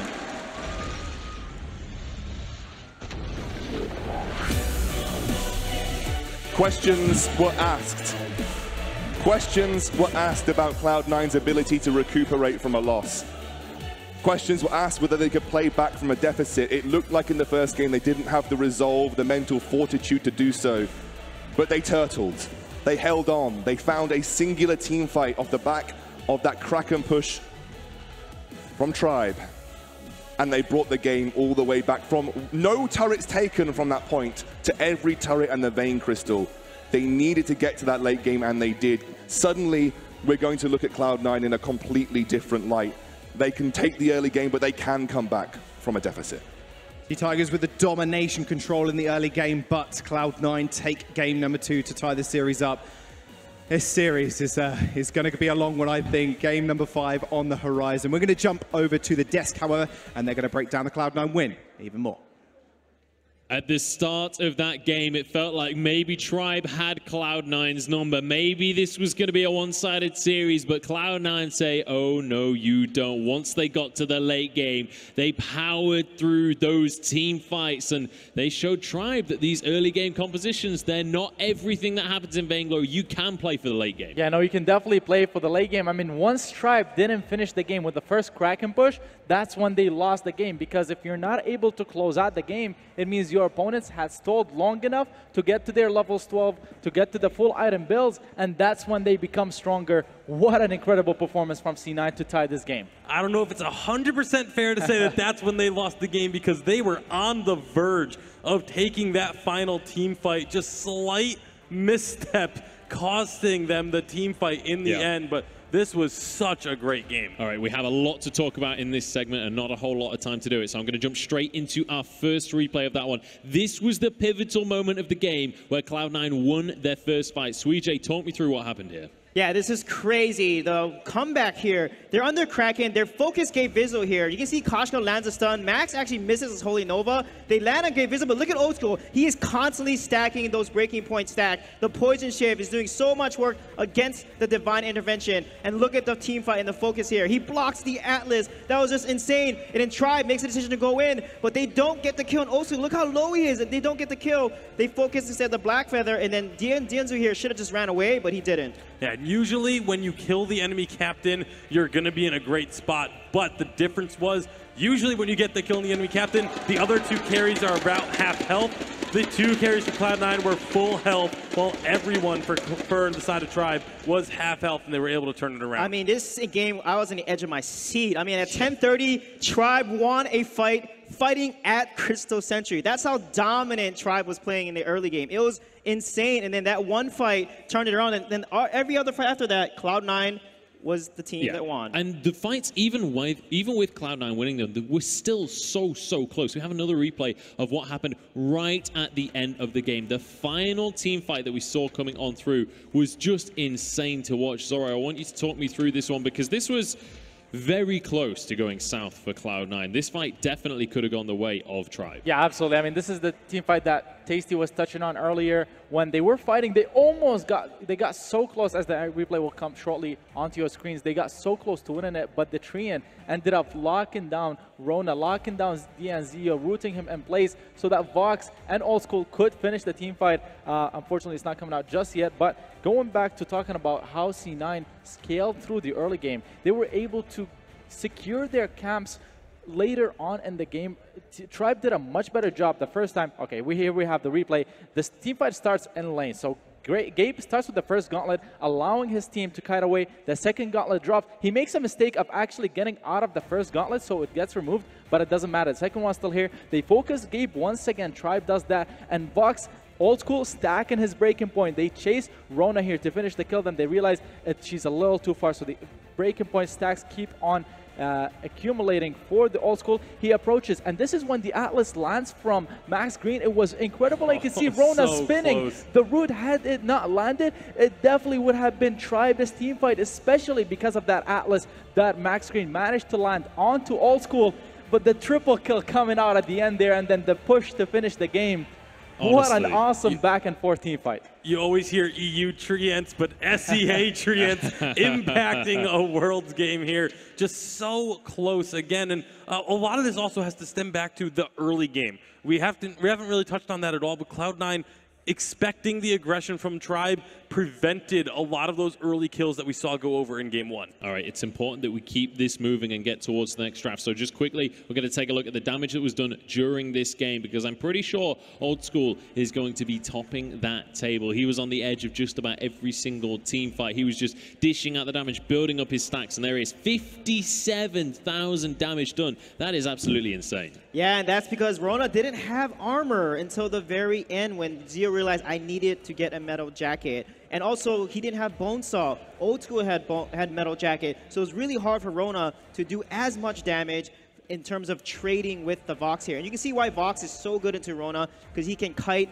and dance around the Rona, and it was amazing. One thing I want to mention is with Grace, I felt like with Divine Intervention, you gotta go in. It gives a damage, almost a 50% damage reduction. So I feel like those ults should have been done earlier, and Zio should have stayed in the fight when it was channeling. All right, it is time to jump into our draft for game number 3. It's time to continue this series as we are now 1 apiece between these two North American powerhouses, and we'll see who is going to be able to take the advantage in this series. Cloud9 banning away the Vox. That is not something they want to give over to Tribe, but apparently also not something they want to first pick. Yeah, and that's very surprising to see, because so many times in the past we have seen them first pick the Vox, but not willing to go for it. Instead, they want to take the Rona away from DNZO.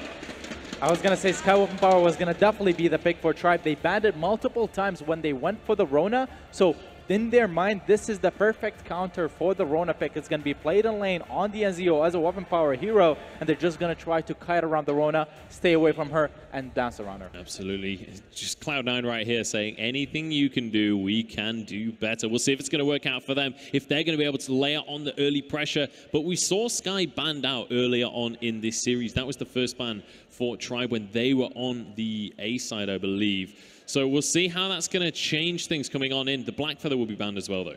The Lyra is still open here, and if C9 don't ban her, I'm pretty sure Tribe will come through and pick her up. Yeah, I think Arden is also huge, because Arden, the double gauntlets with the Echo, is going to keep Sky alive and basically give her those barriers so that a melee hero such as Rona, potentially Ataka or Akashka, can't really get onto her. So this is a huge priority, I think, for Cloud9 to ban, or maybe they're going to say go with the Lyra, and then Tribe probably will take the Arden here. Yeah, I think Arden would be the best ban here. If you give it over to the Rona, you're going to be going up against the composition you played in the first game, which you won with, the Rona, the Arden, and then they can get a CP jungler with it, like the Razer, like the Alpha potentially. So Arden, very likely the pick here for Tribe, unless they want to pick up the Koshka and play very aggressive. No, it's going to be the Arden. Yeah, they want to save that last pick for a potential counter pick, and again, take the Arden away from Cloud9, because Gabe Vizzle, his gauntlet placements were incredible in Game 2. All right, well, now we have to ask the question, is the Grace going to come out again? Yes. Could this be something like a Lorelei, though? We have seen that in recent games. Could be Lorelei with Koshka, Grace with Koshka, or even Fortress with Koshka, because Fortress with the Wolves does give Sky really hard time. And also even Petal honestly gives Sky a hard time, because her pets can get in the way and stop the forward barrage damage from hitting onto Rona and the team. And the Lorelei is a pick that we've seen banned by Tribe in the first 2 games, but it is going to be a Fortress coming through. Now the question is just going to be, will it be a Crystal Fortress or a Captain Fortress? This last pick is going to determine that. It's going to be Captain Fortress, and probably, I would say, Petal or Koshka here. That's going to be a really aggressive composition that Tribe needs to pick, because they can't give Cloud9 can't give Tribe a stronger early game composition. We'll have to see where they do go with this one. They're starting to run low on time. And this is one of the things about the drafts for this series so far. Both teams have been burning through that bonus time. They know how much is resting on their shoulders. Both teams wanting to represent North America in the grand finals. One thing I want to talk about is Old School. As you see him on your screen right here, he got focused again in the early game by Tribe, gave up first blood, and then gave multiple kills afterwards. But props to him, he came back huge later on. He definitely maintained his focus, came back mentally, and carried his team through. Yeah, that was a good pick by Cloud9, because if they did not take the Koshka, Tribe would take the Koshka and run a Weapons Guy, and that would be a very strong early game into the Rona composition. It's also the bravado of Cloud9 to take the Rona Koshka when they had just beaten a Rona Koshka, saying to Tribe, you ran this, we're going to do it better.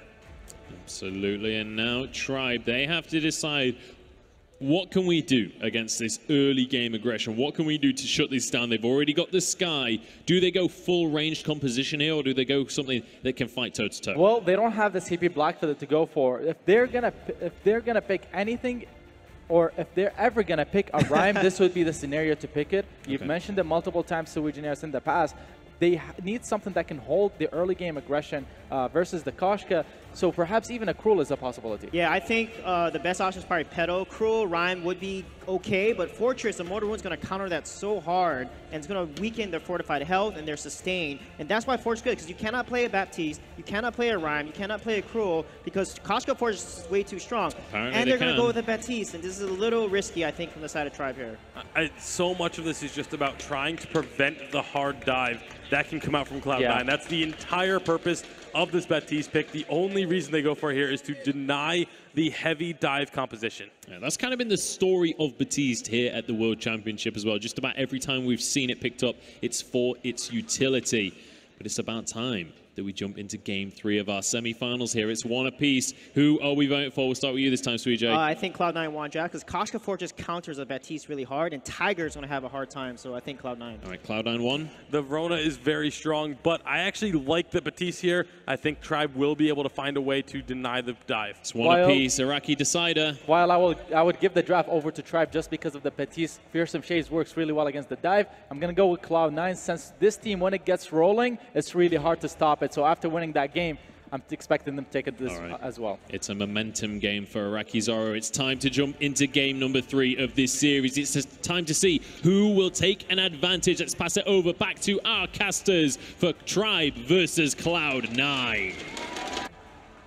Thank you very much, Munchables. Jaws and Scoundrel back at it again. Game number 3. My heart can't really take any more, I'm not going to lie. I gave you some sedatives, Jaws. It's fine. Calm you down a little bit. That was a crazy game, but it's been amazing to watch so far in this best of 5. This is an interesting draft. I agree that I think Tribe actually won the draft. I think Baptiste was a good pick here. While Koshka Fortress can do well in stopping Baptiste in terms of sustain and jumping on him, he does have good shutdown with that Ordained. Ordained is classically considered a good ability into Koshka. She relies on her ability to negotiate the map with her movement speed, and obviously Ordained locks that down. Oh, here we go, jumping onto the fold for the 3rd time. Cloud9 this time taking away the Koshka from T-Tigers. 2 of the best Koshka players in the world. Joseph now piling it in. We'll see how they want to play the early game. Cloud9 moving towards the Elder Treant. Or in fact, they're actually sticking back. Yeah, happy to take a fight, I'd say, at level 2 here. So they're happy to go for their back camps and meet in the middle this time round. And first time we might see 2 teams for a while actually match up in the middle of this map, right at the very early phases of this game. I'm actually looking at Tribe, and I see Dienzio picking Weapon Power Sky, and I'm thinking that's a really good thing for Tribe in this composition. They've got great kite away, he's got great movement speed, he's really good at dodging his way around these sort of heavy dive compositions, and Dienzio plays a mean Weapon Power Sky. Tribe, I think, are in a good position here. From the backs to the fronts, they do meet each other in the Elder Treant. This is going to be the first time this has happened. However, Cloud9, if they do jump on one target, that target will fall rather quickly, especially with Joseph's early damage on the Koshka. They're just trying to wait around here. No one's really got that advantage in lane. Looks like C9 are very desperate to get hold of this early Elder Treant. It is a risky fight to take for either team, to be honest. T-Tigers is building up with those bad mojos as well. They've got to be very careful. Got to watch out for that counter. It doesn't like Tribe maybe looking for back off. I mean, the 2 to 3 minute stall, are we going to see it? Are the minions just going to kill each other at this point? Joseph's going to back off. He's going to go for his backs. They've already spawned, and looks like T-Tigers is doing exactly the same thing. Both of them knew that their back camps, taking that on rotation is important. It looks like that Mexican standoff is just going to stand as it was. And it looks like they're going to head towards the lane. No shots fired, but up into the lane now. Old School and Dienzio will meet each other. Now the Sky, this is the first time we're seeing this in the best of 5. Minion candy used by Old School fairly early on. It's kind of what we're seeing a lot of the time. Gave Visual going very low though early on also. Max Green's damage and just his sustainability on this Arden is not something to be messed with. Yeah, Arden's got a super high basic weapon power damage, so he really hits hard in those early levels. The clear speed from Joseph is just that much quicker. That means he gets to that Elder Treant a bit earlier. He also skipped his double backs just to get there in time as well. So he's now going to head back to base, probably pick up that now on rotation. He's thought it pretty much worth to take that Elder Treant and skip his backs for the time being. Makes a lot of sense to net more of that gold. We'll see if T-Tigers is going to do the same kind of game plan we've seen in the last couple of games, which is permanently camp Cloud9's fronts. However, this time around with T-Tigers on that Baptiste, like you mentioned before, with the Ordain, perfect for countering Koshka's leap in. Actually, we're seeing an actual laning phase here, George. This is the first game of the series where we've had a somewhat semblance of a laning phase. No rotations, no heavy rotations in the jungle. And I think, you know, this respect between Joseph and T-Tigers. They're looking for an engage. Into the fray onto DNZO. He's going to use that Suri Strike, though. Ultimate taking a lot of damage. Joseph's going to march on forward as well. Take Max Green to about a third HP. And that will just be that for the moment. But all the meanwhile, T-Tigers has been farming those fronts. But now Cloud9 are going to get the beneficial rotation down to the Elder Treant. Yeah, it looks like they're going to get on to T-Tigers moving in. Ordain's going to come through. It's going to land on Joseph this time around. He does stay around for it. Elder Treant taken. It's going to get taken by Old School. They're still trying to push forward here. T-Tigers actually have to pop that flask as well. Insta-Fray's going to be up in a couple of seconds. Also, Max Green going extremely low. Cloud9 deciding to back off right now. Those bad mojos, the empowered ones, are starting to hurt. Ordain onto Old School. Wrong place, wrong time. Into the fray, not quite up. He misses right into the wall. DNZO with the reposition picks up first blood. Oh, Old School's going to be hitting himself after that. He jumped straight into the wall with that into the fray, and that spelt his death. First blood over to Tribe. C9 lose their fronts again. T-Tigers has found that resurgence he's needed to be more aggressive once more. He's going to take everything that he can from that C9 jungle. Maybe a little bit ambitious to take that kind of engage, especially when all of the healing flasks were up for C9, but they tried to put a bit of early aggression down. Shut down by Tribe, though. Tribe's ability to just target focus is absolutely superb. You can imagine if Old School, even if he did make that, DNZO could have repositioned with a Suri Strike and taken him down regardless. It was Cloud9 splitting up, or Tribe just wedging them so they couldn't actually move anywhere, splitting up in the 2-to-1. That really ended Old School's life. Shop has been opened now, so Cloud9 are going to make that first rotation down there, but T-Tigers has hit that level 6 a lot quicker than Joseph has. You know, looking the reflex block already there for DNZO, so he needs to be able to negotiate his way around Yummy Catnip Frenzy. There's no way that he gets hit by that. It's the only thing that's going to limit his mobility in these fights, realistically. Wondering whether Old School's going to have to pick up a Shiver Steel this game, because we thought Vox was mobile. Sky is very much the same, especially as you can see DNZO maxing Suri Strike. That's pretty common for Weapon Power Skies. It gives them that extra added mobility, and mobility is the name of the game. That's why you pick Weapon Power Sky. She just is able to dive and dart away from those melee divers like the Rona, the Fortress, and the Koshka. Duck, dip, dive, and dodge. The dodgeball reference is what you're trying to go for. I almost went for it, but almost. A bit tongue-tied after the last game, eh? Do not blame me, I think I'm just the same. Joseph has hit that level 6 mark and has got the Aftershock now as well. This is the time they want to fight. Max Green on the Arden is going to be hitting level 6 rather soon also. He's got that Fountain available, and now Tribe just need to play around that fact. And with the amount of CC, like Araki was actually talking about, and the disengage potential from T-Tigers using that Fearsome Shade is so key for Cloud9 to block with something like a Crucible. So we'll see what Gabe Fizzle does want to prioritize the second item. We are jumping into a brief pause, however. Doesn't like Cloud9. Got a couple little issues, but we should get those sorted rather quickly. Old School's just having an issue on stage. Hopefully get it sorted out as quickly as possible. So, as you can take stock right now, obviously Tribe able to weather that early aggression. Joseph hasn't really found an inroad. It's very difficult for a Koshka to be as aggressive versus a Baptiste, because it's so easy for Baptiste to lock her down. She can't afford to spend 700 gold going for a reflex block early on. You really need to rush that Aftershock as quickly as possible. So Baptiste can kind of slam that Ordain down, walk away, and you saw some of these massive hitting bad mojos during Reap were absolutely hitting crazy hard across all of the Cloud9 members. And that's one of the problems that Cloud9 are going to have. It's very easy for Baptiste to deal with dive. He has the Fearsome Shade, he has the Ordained. And there's only so many reflex blocks and so many Crucibles you can deal with. You add Arden's Gauntlet in, you add a potential double Gauntlet in, and the longer this game goes, the better it favors Tribe. It's another one of those kind of games where C9 have to take an early to mid advantage. But I want to compare what C9 do in their games when they take an early advantage compared to Tribe. Tribe are taking advantages by 4 minutes. When we say that C9 take early advantages, it's not usually until the 8 to 10 minute mark where they start to hit certain power spikes and feel comfortable going for things like the Gold Miner or the Crystal Sentry. Hey, give it a wave. Tribe. Huge amount of support from Tribe. I know DNZO's mum comes to every single event that DNZO goes to, and it's actually one of the nicest people I've met. She's so lovely. And she always supports Dienzio as well. And it's just great to see him do so well in all of the tournaments that he's been in. He's kind of a legend of the North American Vainglory scene. Guy that, last year he was so young, but it feels like he's almost like a veteran now. Like last year I remember casting him in the North American, I think it was the Spring Live Championships or the Summer Live Championships. And so the storylines that we had was, this is a guy that is so incredibly young, but so incredibly gifted. He's still young, but he feels like a veteran because he's been to so many events now. And he's kind of like a massive in-game leader as well, you know, just has that kind of experience behind him. And you've got Max Green and T-Tigers, they don't have that kind of experience. He's showing us how to play Vainglory like a pro. Of course, we're waiting, coming on next semi-final is going to be Impunity versus Ace Gaming. A huge crowd here in Singapore, ready to support their home team. They have played so well, but right now we have this battle of the North American Titans. C9 don't quite feel like they've hit their full sort of sixth gear yet. They've got a composition that's going to dive at some point, but haven't quite found the best opportunity to search for a fight right now.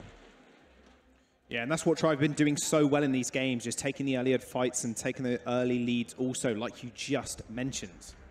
Their ability to actually force Cloud9 into an uncomfortable situation that they're maybe not used to, because being the Kings of North America, winning 2 of the live championships back-to-back, you'd think most of the time they're not actually ahead and put in these situations, but Tribe doing just that, making them uncomfortable. And T-Tigers pressuring those front camps over and over and over again, off respawn. And the ability for Max Green as well to just support him, because Dienzio is such a reliable laner that he can handle himself, especially on something so mobile as the Sky. Looks like things could be close to getting sorted out on stage, so we should be getting back into game ASAP. Got exceptions on stage, sorting things out.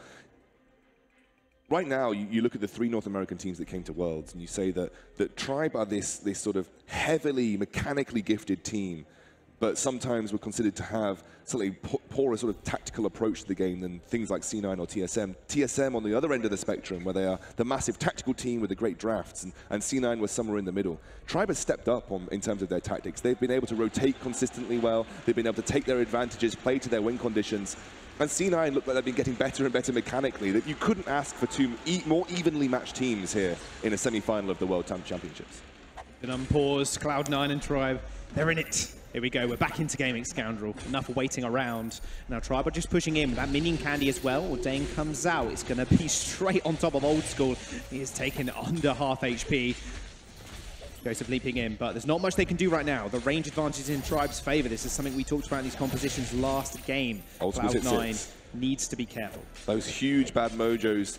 No shielding yet for C9. They're probably going to end up giving up this turret for free. The siege from Tribe is just too good, and that was a massive minion wave pushed in for Tribe as well. Dienzio going to get the finishing blow, and suddenly again, early advantages go over to Tribe.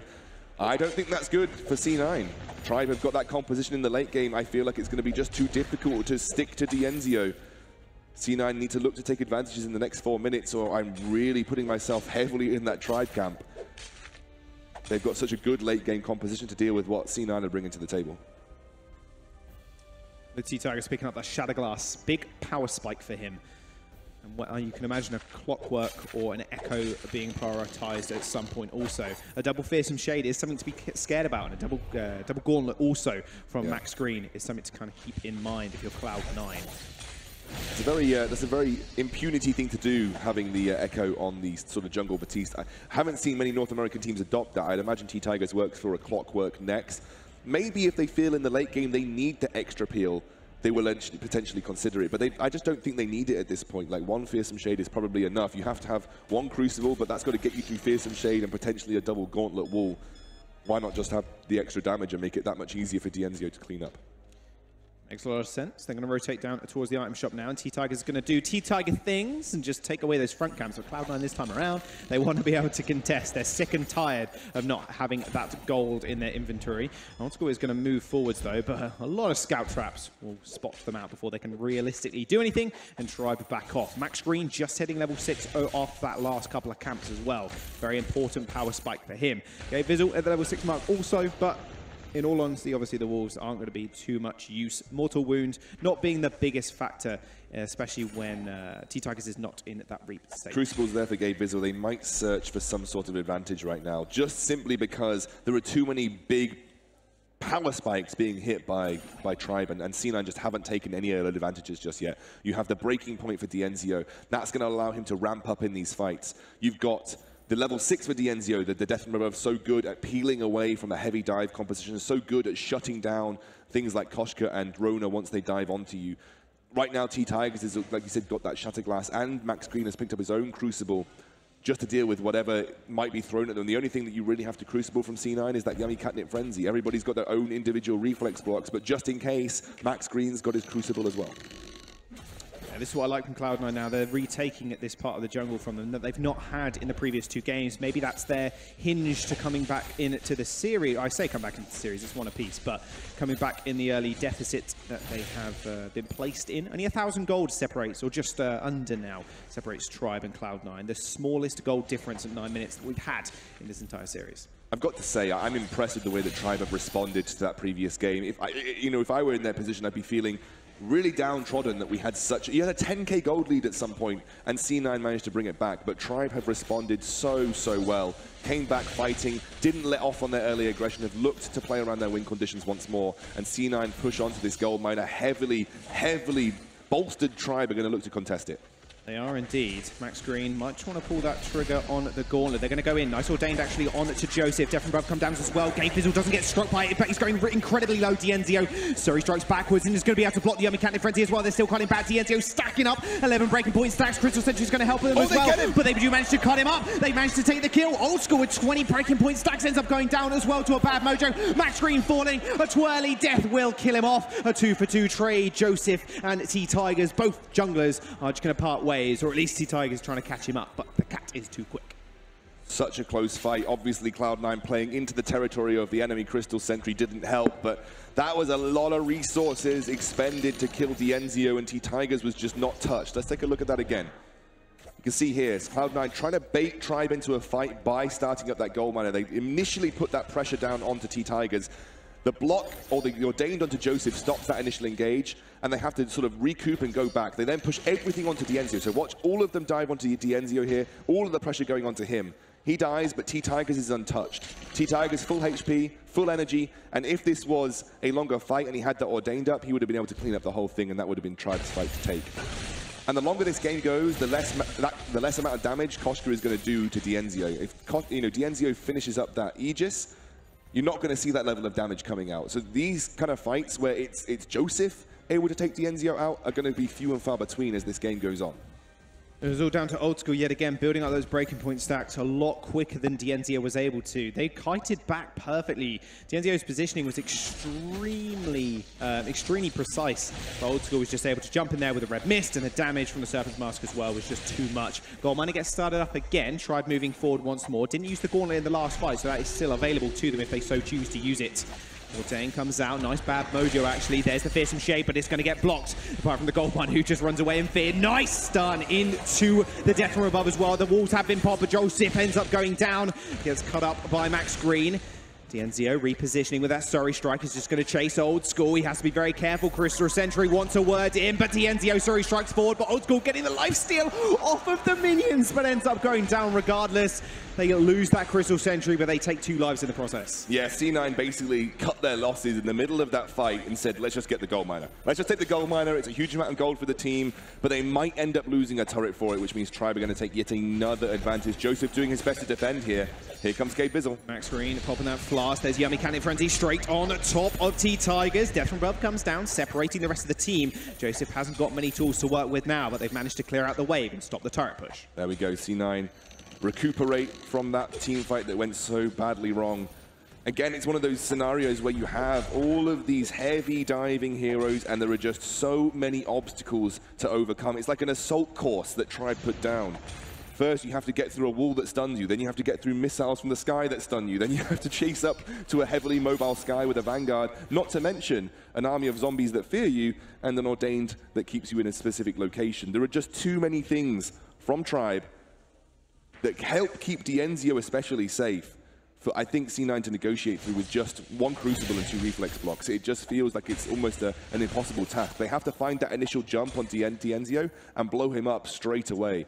Old School hasn't gone for a Shiver Steel. He's actually working for a third item, which is probably going to be a Sorrow Blade. So he's looking for that burst damage. Well, it's going to be even harder now as Max Green has picked up that Echo. So not only is it 1 Gauntlet, it's 2 mixed with Fearsome Shade. It's very hard. And like you mentioned just a second ago, it gets harder and harder for Joseph to actually do any meaningful damage. Same with Old School. They have to clear so much ground and have to dodge out so much CC. They are going to go in, however, Ordained onto Joseph. That's going to be pretty big. There comes the first Gauntlet. Second one activated as well, but it doesn't quite get blocked. In fact, Fearsome Shade does disengage Cloud9 for the time being, but Tribe, they're going to be able to follow this one up. Old School is very low. It's going to have to back here. They might just forfeit the turret. They're going to have to. The disengage was just too good. Max Green didn't have to use Fountain or Crucible. Gabe Vizzle didn't use his either, but they realized there was no way they were going to get through that second Gauntlet.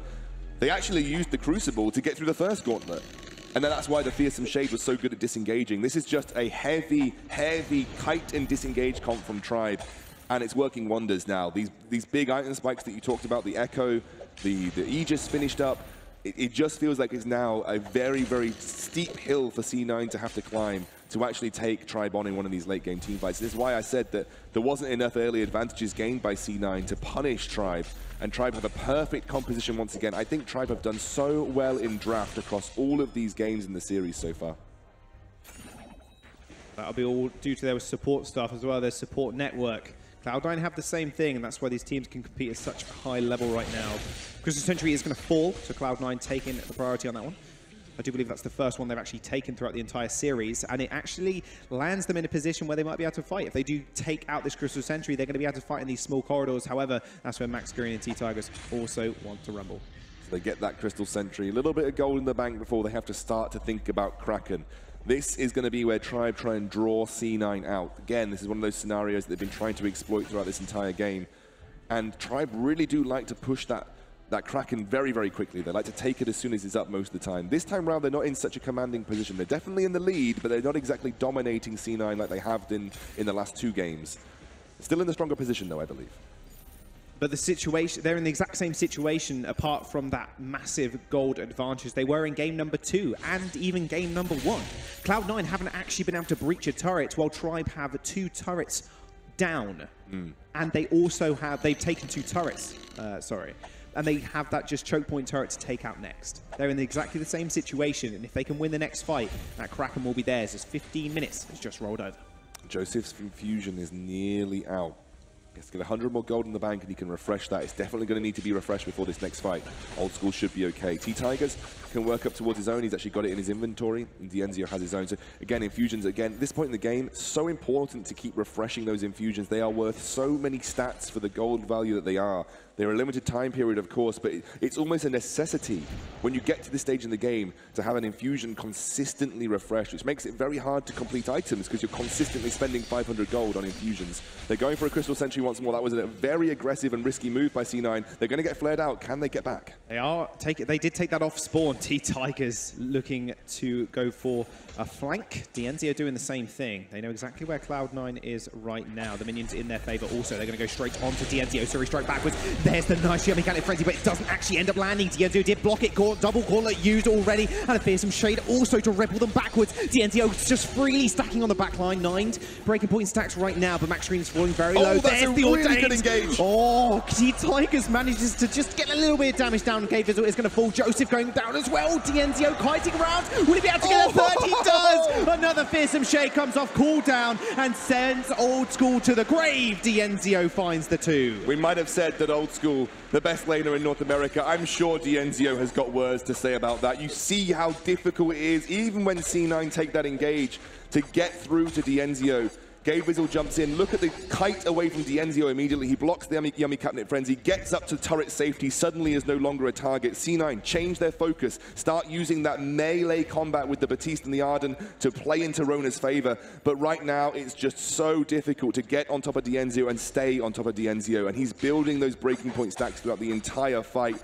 Look at this. Even when Old School finds that opportunity, even when he blocks things out, Dienzio's still able to kite back with that movement speed that he gets in the lock-on, and those Suri strikes to help him reposition. It is just why Sky is good into these types of compositions, just like Vox, but Sky does it a little bit better.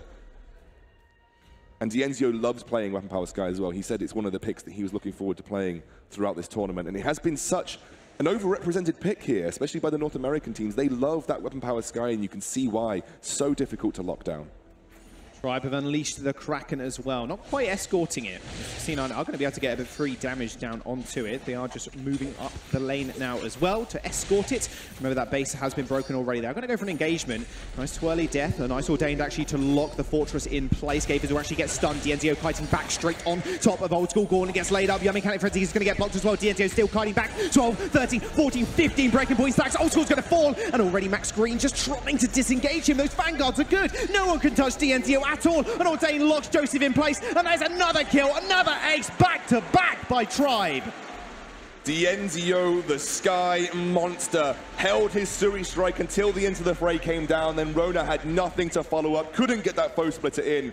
They're going for the win. Tribe, they've got the Kraken on their side as well. First Crystal Turret falls, the second one to follow, and there shatters the Vayne Crystal. Tribe are going to take match points against Cloud9. And again, it was a draft from Tribe that really shut down C9. The Batiste was that perfect pick, stopped any early aggression that Koshka could have. Good disengaged against a heavy dive composition that C9 had planned. They needed to execute a bit earlier, they needed to be aggressive a bit earlier, but Tribe just wouldn't let them. And again, when it gets to the late game, Sky does exactly what you saw. It's so difficult for a Rona and a Koshka to lock her down through all of that disengage. The Vanguards, the Gauntlets, the Ordains, the Fearsome Shades. There's too much to navigate. Too much to navigate, and C9 couldn't manage it. They took the Koshka and the Rona, but they just could not make it stick. Tribe, again, just fully in control from the get-go, it seems. Four men that are in control of the whole show, though. We've got Munch and the analysts over on the desk. Tribe have come out swinging in game number 3, and they have pushed themselves to match point. Just a single game stands between Tribe and the grand final now. And Cloud9, they're left to wonder what went wrong in this game. Yeah, it was so crazy. The early game aggression and minion candy. Tribe got the first turret, and they won an early game against a Koshka composition and Fortress. And the beautiful plays by Zio on this Weapons guy. He's probably the best Weapons guy I've ever seen play. The way he was cutting around the Rona, dancing around, and then Max Green and his Vanguards. You got to watch some of these fights. Those Vanguards were just on point. Yeah, absolutely. I mean, all of the players on the stage right now are playing out of their minds. This is an absolute joy to watch these games. But it definitely feels like the longer this series goes on, the more careful these two teams are playing. The first few minutes of this game, unlike the rest in the series, were very tentative from both sides of the scoreboard. Yeah, I mean, I did predict C9 to win this game just because I thought after winning the first game, they would come in with a lot of momentum and just go out blasting. That's what their composition was meant to do. Play aggressive, snowball the game. Instead, they got shut down in the early game. And at that point, it was just too hard to execute their win conditions. Yeah, absolutely. We do have a replay of one of the fights that happened during that game. Tasty Bacon, I want you to run me through this one. As always, this was Tribe taking these fights, Tribe on top of things. And again, you see Cloud9, they were the ones initiating this fight, but a great gauntlet did actually split them off just a little bit. Zio is able to stay so safe underneath this turret for quite some time. It felt like maybe they were going to be able to find that kill on Arden when he went back in, but a great job just kiting around with this Weapon Sky, using the movement speed bonus from the lock-on to prevent the Koshka and the Rona from being able to have as large of a damage output as they potentially could have in that situation. Just such a close fight as well, because if Dienzio dies there, he went down to, what, 10 HP or something? If he dies there, that's the fight going the way of Cloud9, but because he survives, it flips over to the other side of the score. But we have another replay of that game as well, another team fight that happened, and Tribe, in just about every team fight this game, they won them, but it was all so close, such narrow victories. Yeah, you can see here's, look at Zio. He got Atlas, but they're not on him. The Fortress is engaging. And look at how he's dancing around this Rona here. But the block from the Gauntlet was very nice. But look at Zio. He's just constantly dancing around, stacking up. And then Old School with the poison shift completely counters that Rona build and is able to get the kill and secure the ace here. There's also the fact that the Fortress, you touched on the fact that the Gauntlet stunned up. He was also ordained earlier on, so he was just so far away from the rest of the team fight, wasn't able to apply the utility that Fortress can provide a team in a fight. You know, the chase potential that we always talk about with a Fortress just wasn't there because Tribe was doing such a good job of locking him down so that Givizzle just couldn't be with the rest of his team. I mean, not only that, but the Sky Weapon Power pick in the draft. We talked about it. I said it, that Tribe did win the draft. He said that as well. It's the fact that DNZO could have done that 4 days, literally. He could have just kept on kiting 4 days on days. And the thing is, C9, they came into the second game with a clear idea of playing to their win conditions. This time around, they didn't execute.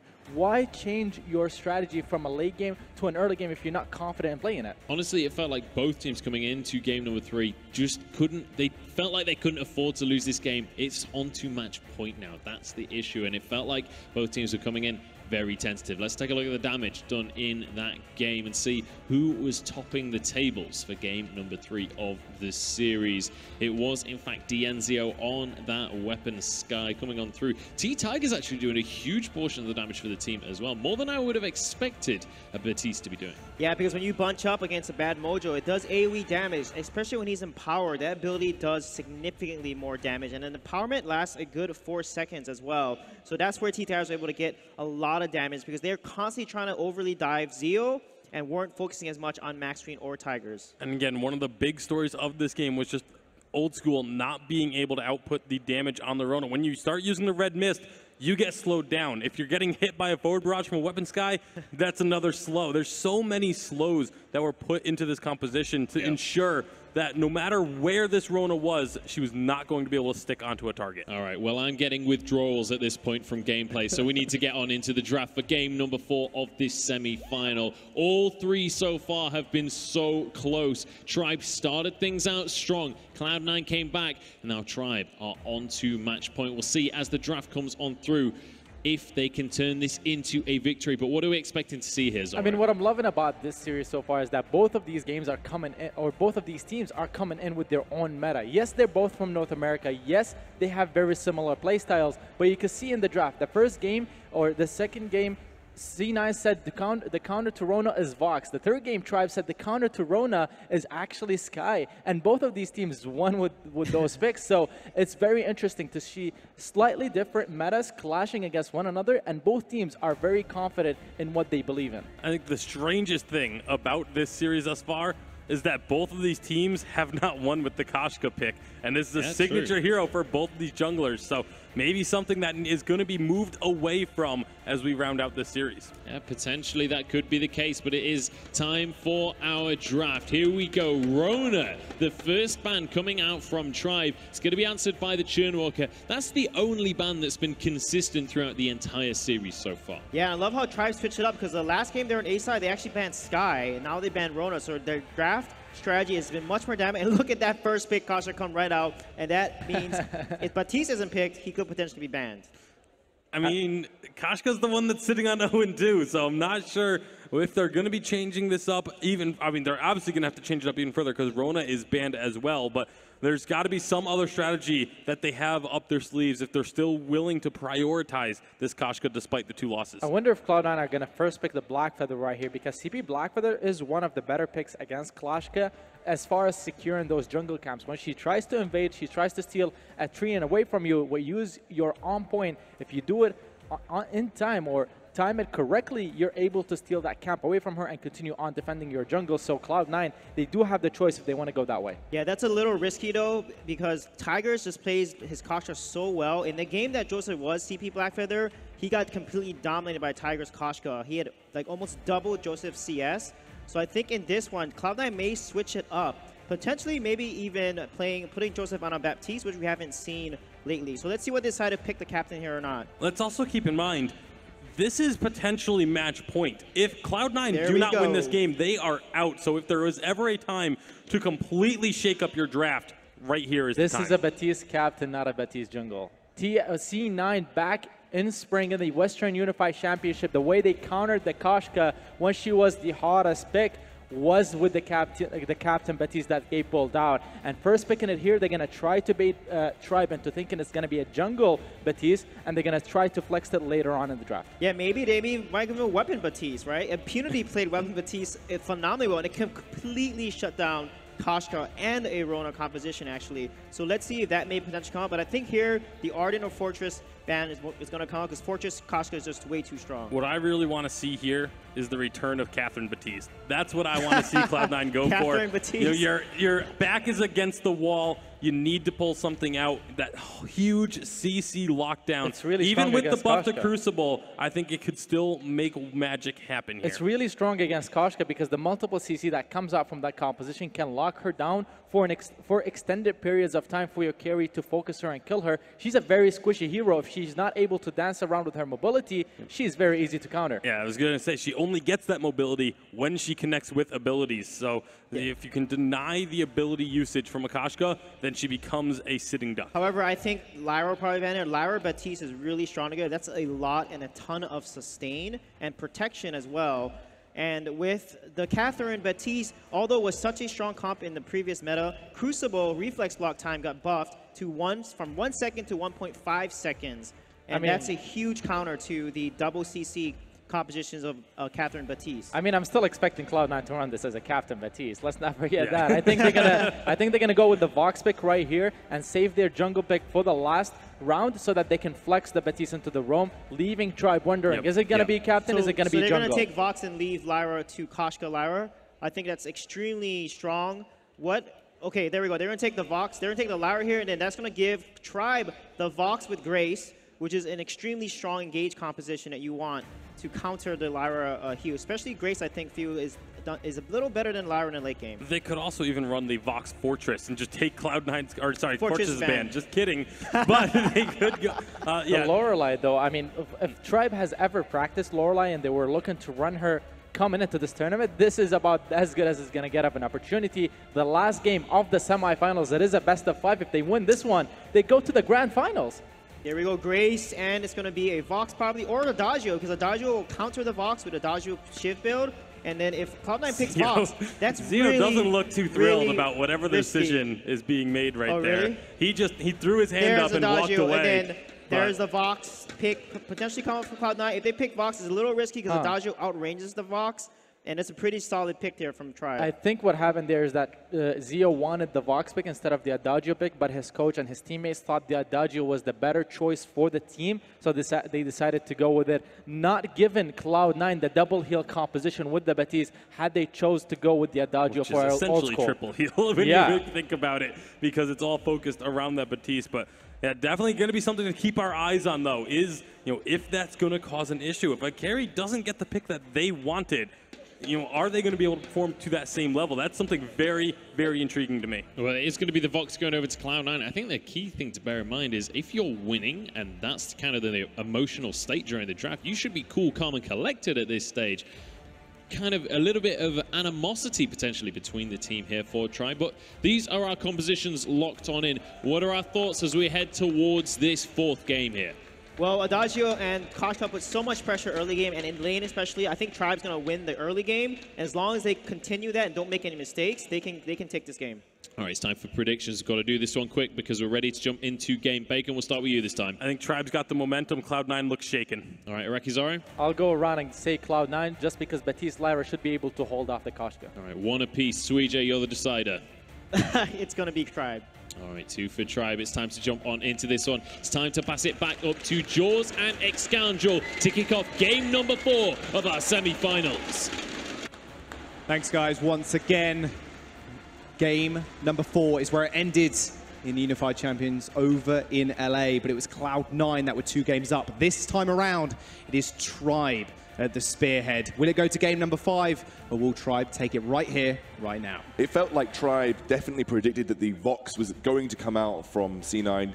The pick that Tribe have talked about into Vox is this weapon power Adagio. Dienzio doesn't particularly like playing Adagio. He sort of let me onto that last time we were at the Unified Western Live Championships. But it is a good pick into Vox. They're going to have good early game control, and again, good early game control is what has allowed Tribe to snowball, taking Elder Trio on rotations, looking to get those forward camps away from Joseph.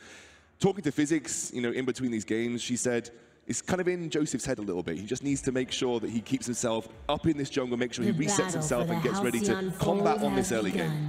We'll see how well they do in the early game, because it has been Tribe at the forefront. And T-Tigers, He is back on the Koshka. Game number 4, and we are on to the fold. Joseph and Old School going to take these backs away. And again, Joseph, you know, he's not going to be awful against the Koshka early on. Batista's picked into Koshka quite often. Ordained shuts down her mobility, stops her getting super aggressive in the early game. So C9 need to be not afraid to take some of these early game trades against Tribe. Otherwise, Tribe just run away with all of that farm in the jungle. Over and over again, it's happened. Over and over again, they've claimed these early game advantages, and C9 haven't been able to recover. Obviously, we saw in the second game, they made a massive, massive comeback, but it was such a deficit to work back from. That's like a 1 in every 50 games in Vainglory. You can't let that happen again, especially in such an important game for C9. Elder Treant and Mexican standoff yet again. Joseph slings out a bad mojo. If they do group up like that, it's going to be a bit of an issue, as he will get into his passive, but Tribe and C9 just happy to back, it seems. Sidu spotting out T-Tigers, stopping the back for a brief moment. And once again, they just roam up to the lane. Yeah, not willing to take an early game fight. They're actually going to reset quicker than they did last time. Not going to get drawn into denying their rotations. Joseph needs to focus this time on making sure he gets his jungle on rotation, keeps that farm up, and matches T-Tigers, because T-Tigers is just so good at that. Early minion candy again, just to try and put pressure onto Old School, push this lane in, try and make it difficult for him to farm. But then it has been responded to by C9 as well. They have their own. Old School is going to have a little bit of trouble in this lane, especially with Max Green harassing him like that. But with the sustain coming out from Gabe Vizzle, first time we are seeing a Lyra in this series as well as the Adagio. So it's always good to see new picks come through. Gabe Vizzle was actually started with the Oak Heart there, as well as that Protector contract. T-Tigers and Joseph are going to meet each other once again on this Elder Treant. However, Joseph is taking the majority of the aggro. Both teams rotating down once again for the Mexican standoff. Joseph didn't quite time his reap there, but it's good because Tribe are going to back off. Right, but what comes out straight away? Joseph, and it's going to go over to Tribe. He went over to Tribe and went over to Dienzio of all people as well. He's going to receive that healing as he wanders back up to the lane. Not a massive loss, though. You can lose some early Elder Treants, and it's not the worst thing in the world. C9 just need to make sure they're matching Tribe, matching them in the middle so that Tribe don't take a massive advantage, and then look to push into Joseph's jungle, because that's where Joseph has been put under pressure, in especially those forward camps in his jungle. I love the early use of the minion candy again coming through for Cloud9 and Tribe. They're able to just push this wave in and make sure Old School can farm in the middle of the lane. And it's a bit harder for DNZ actually to last hit. Lyra is going to alleviate some of these matchup problems for Old School. You know, Old School's basically DNZ is looking to get that gift of fire onto a minion to apply that debuff to Old School, then look to land some basic attacks, use that range advantage to force him out of lane. But Gabe Vizzle on Lyra is going to help alleviate that a little bit with the healing. T-Tiger's doing what he loves best and taking those front doubles, and he is going to move his way to the Elder Treant as well. This is where it started for Tribe. They're going to go in for it. Sigil isn't going to quite take it, and that is once again getting taken by Dienzio. It's all looking reminiscent of the last 3 games of T-Tigers taking firm control so early on. Yeah, definitely. Obviously, Dienzio getting the gold as well is going to help him hit item spikes. He's going to pick up very similar to Old School, actually. They are kind of on even keel at this point in time, both with a Poison Shiv and a light armor in tow. Dienzio spent a bit more on minion candy than Old School has, and Old School's going to have the boots in his favor right now. But again, everything, even just, you know, losing 2 Elder Treants is not the worst thing in the world for C9. At least they are contesting it and helping maintain control of their front camps, especially in the jungle. That is really the most important part of this game. Old School's going to get pressured, but there is the Bright Bulwark, and he'll get healed up as well. That's going to be the biggest hindrance for Old School, for T-Tigers rather, in the early game, is that Bright Bulwark. Gabe Vizzle, as soon as he watches him jump in, you just pop it down, and it's extremely hard for T-Tigers to actually navigate to the front of the fight. Max Green's going to get stunned up by the Ordain. A lot of damage is going to land on him. He isn't going to go down just yet, but he is forced rather far back. Cloud9 taking the favor in that trade, but look at where T-Tigers is. It's actually moving to the backs of Cloud9 here. He knows where they're positioned. They're actually rotating down to the item shot now, which is open, so he's going to be able to steal away a little bit of farm here. Haven't respawned yet. I think he might have just mistimed the respawn timers on them, but he's happy to wait around as that healing Treant comes to life. Joseph is there right now. Joseph has spawned in, but T-Tigers is level 6. Ordained is going to stun. Old School's going to come through as well. T-Tigers is in a lot of trouble right now at the back camps. He's trying to duck, dip, dive, and dodge. Crystal Century is going to walk out of there as well. Here comes Old School. Bright Bulwark didn't quite land. He actually dips back in the bush to try and get a bit more damage on to Gold School. T-Tiger's going very low. There's the Ordain, the stun. Turret's not quite focusing, and the healing coming through from Dienzio is keeping him alive. However, Old School can't land the last basic attack, and he survives. Dienzio now in the front line, and that is a big heal coming onto Old School to keep him alive also, but Dienzio refusing to go down. He's actually just burning up alive. Old School now forced to retreat, and the last basic attack will land, and Dienzio once again finds first blood for Tribe. It's one of these issues with Lyra when you don't pick up the Fountain first. Yes, you have that Crucible, but you don't have the team-wide sustain that the Fountain provides, and C9 took a fight. When Max Green had that up and available, they regen back up, and the range of Dienzio on this Adagio was able to push Old School out of the fight once more.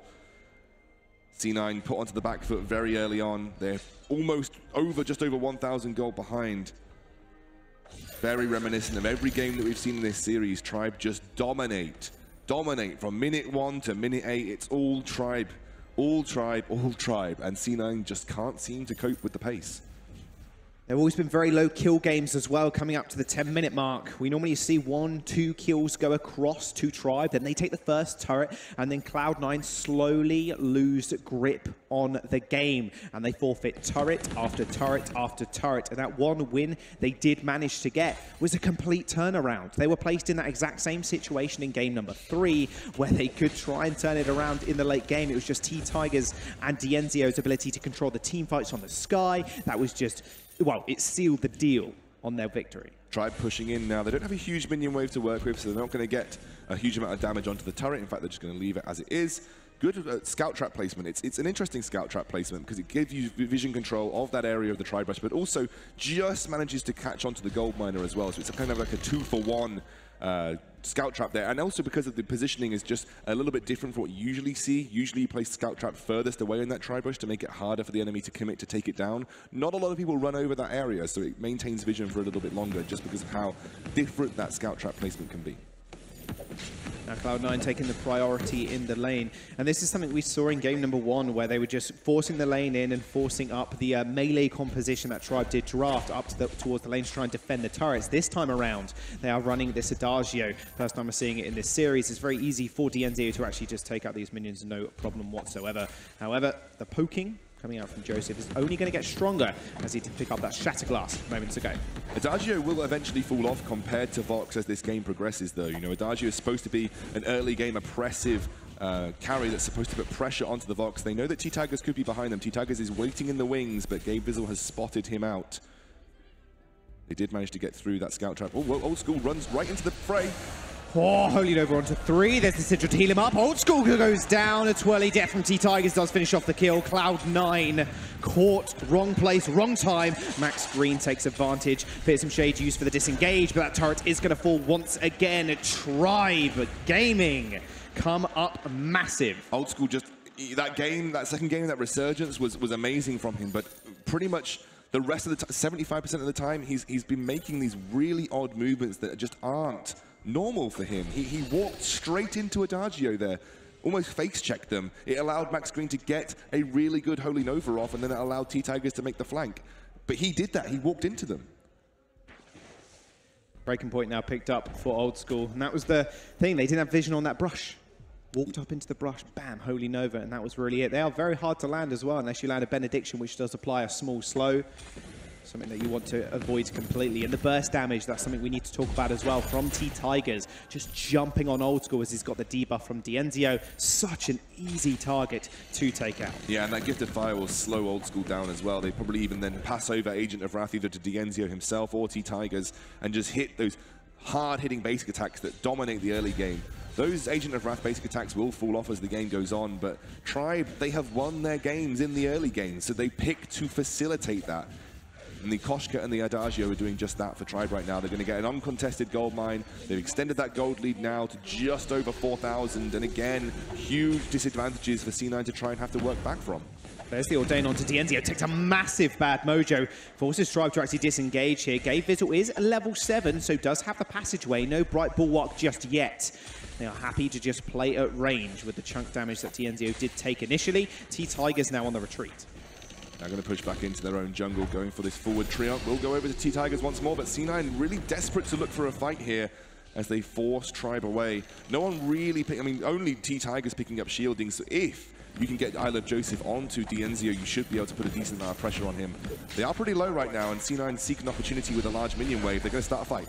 Yeah, Bright Bulwark used to actually snare up Max Green. He is forced to actually put the Flask in that regard as well. Tribe, but very, very low. They're going to go in, though. Sigil to speed everybody up out of the fight. A Flask is going to get used in a fountain as well. Nice fearsome shade, but it doesn't quite land as Max Green does block it. Dienzio going very low. There's the Versus Judgment. No! The kill from T-Tigers. The twirly death before it even landed. 2 kills go over to Tribe.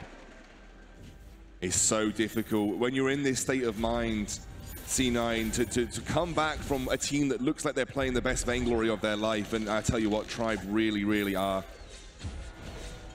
It's just so difficult to get back into that headspace. It's going to be another one of those games where C9 have to come back from the brink of defeat. They've done it before, they can do it again. This is a championship team, a twice winning championship team.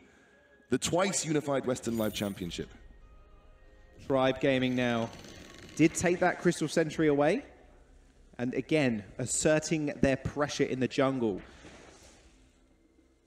A lot of teams we see in North America, they don't prioritize taking the Crystal Sentry this early, but Tribe's game plan is win early and win quickly. Well, Tribe are doing what C9 does, but they're just managing to execute a little bit earlier than C9 usually do. C9 generally come into the game at around 8 to 10 minutes, and that's where they start to dominate global objectives. Tribe have been doing it 4 or 5 minutes before that, and C9 aren't quite able to cope with the pace.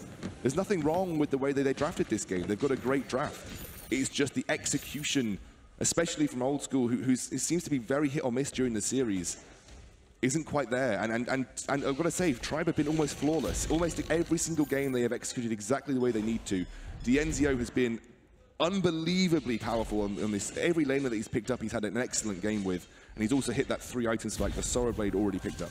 3, yeah, like you said, 3 items. The Sora Blade, that is over Old School, who only has a Weapon Blade in his inventory. That gold mine is going to go down if Tribe are good with it. However, they're just going to jump straight onto Old School, the backline, for support the boots and the reflex block for the shielding. Tribe, as soon as they see Old School step up, 3 members jump in, and he is forced to back off. They're going to flare them out. Cloud9 back to full HP from those sigils. Dienzio gets caught up in the Ordain as well. The wait for it did come through. Old School trapped once more, but this time around, Joseph's on the other side of the map. There's the massive Yummy Frenzy, but it did get blocked in the end. But Old School, it doesn't matter. Ordain comes through, and the fearsome shade does block him up, but Dienzio manages to take out Joseph and Old School with the bird.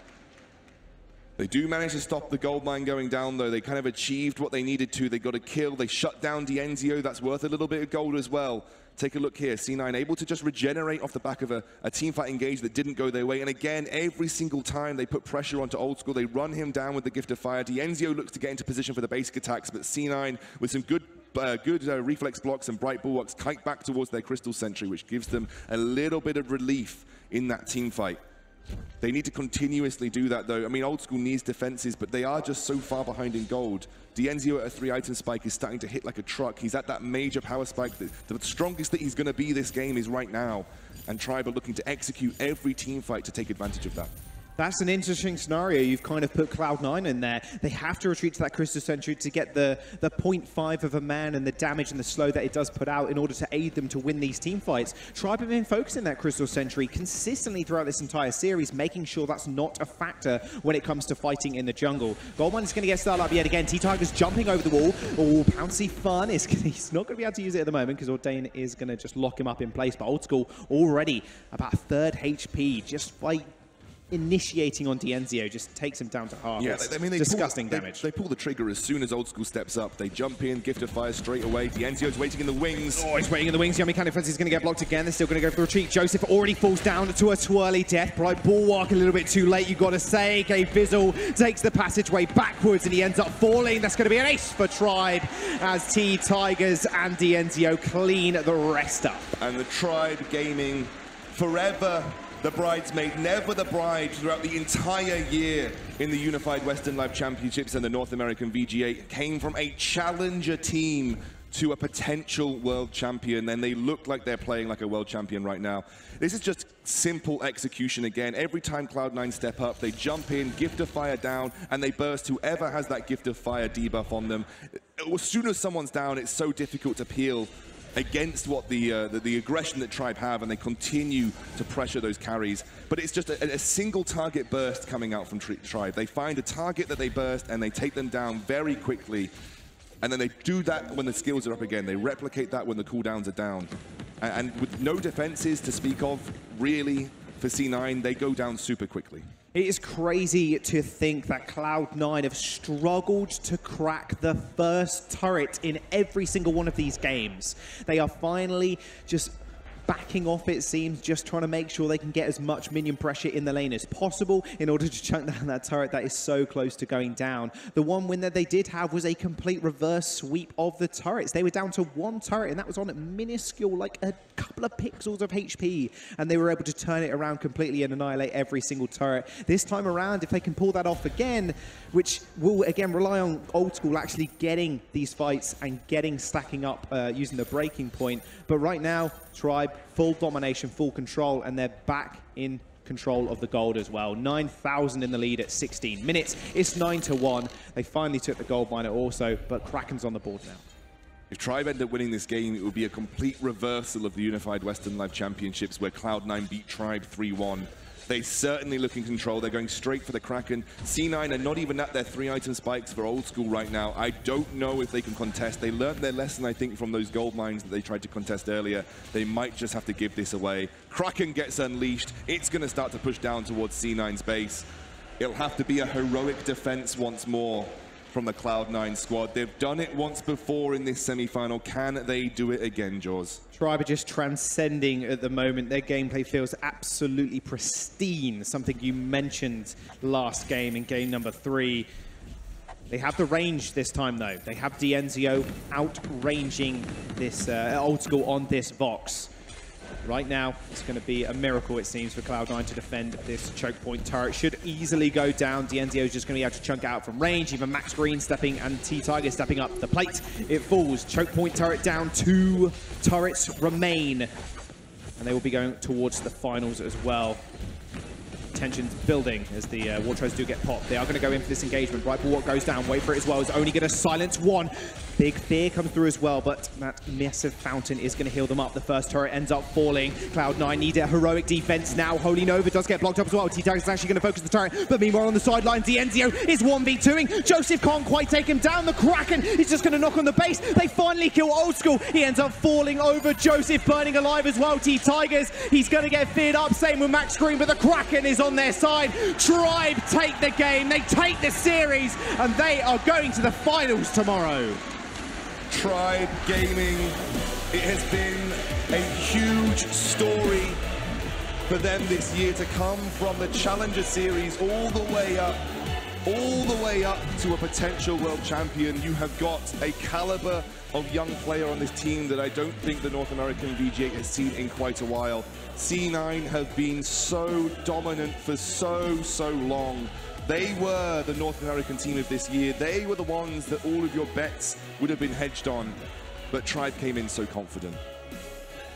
They had huge amount of confidence from Dienzio, especially coming into this tournament, and it means so much to these teams. See how much the World Championships means to both of these teams. Emotions are absolutely everywhere right now, but both teams fought so well, Jaws.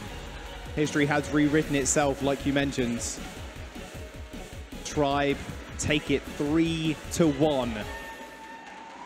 It's an emotional series. You can see it on Cloud9's faces.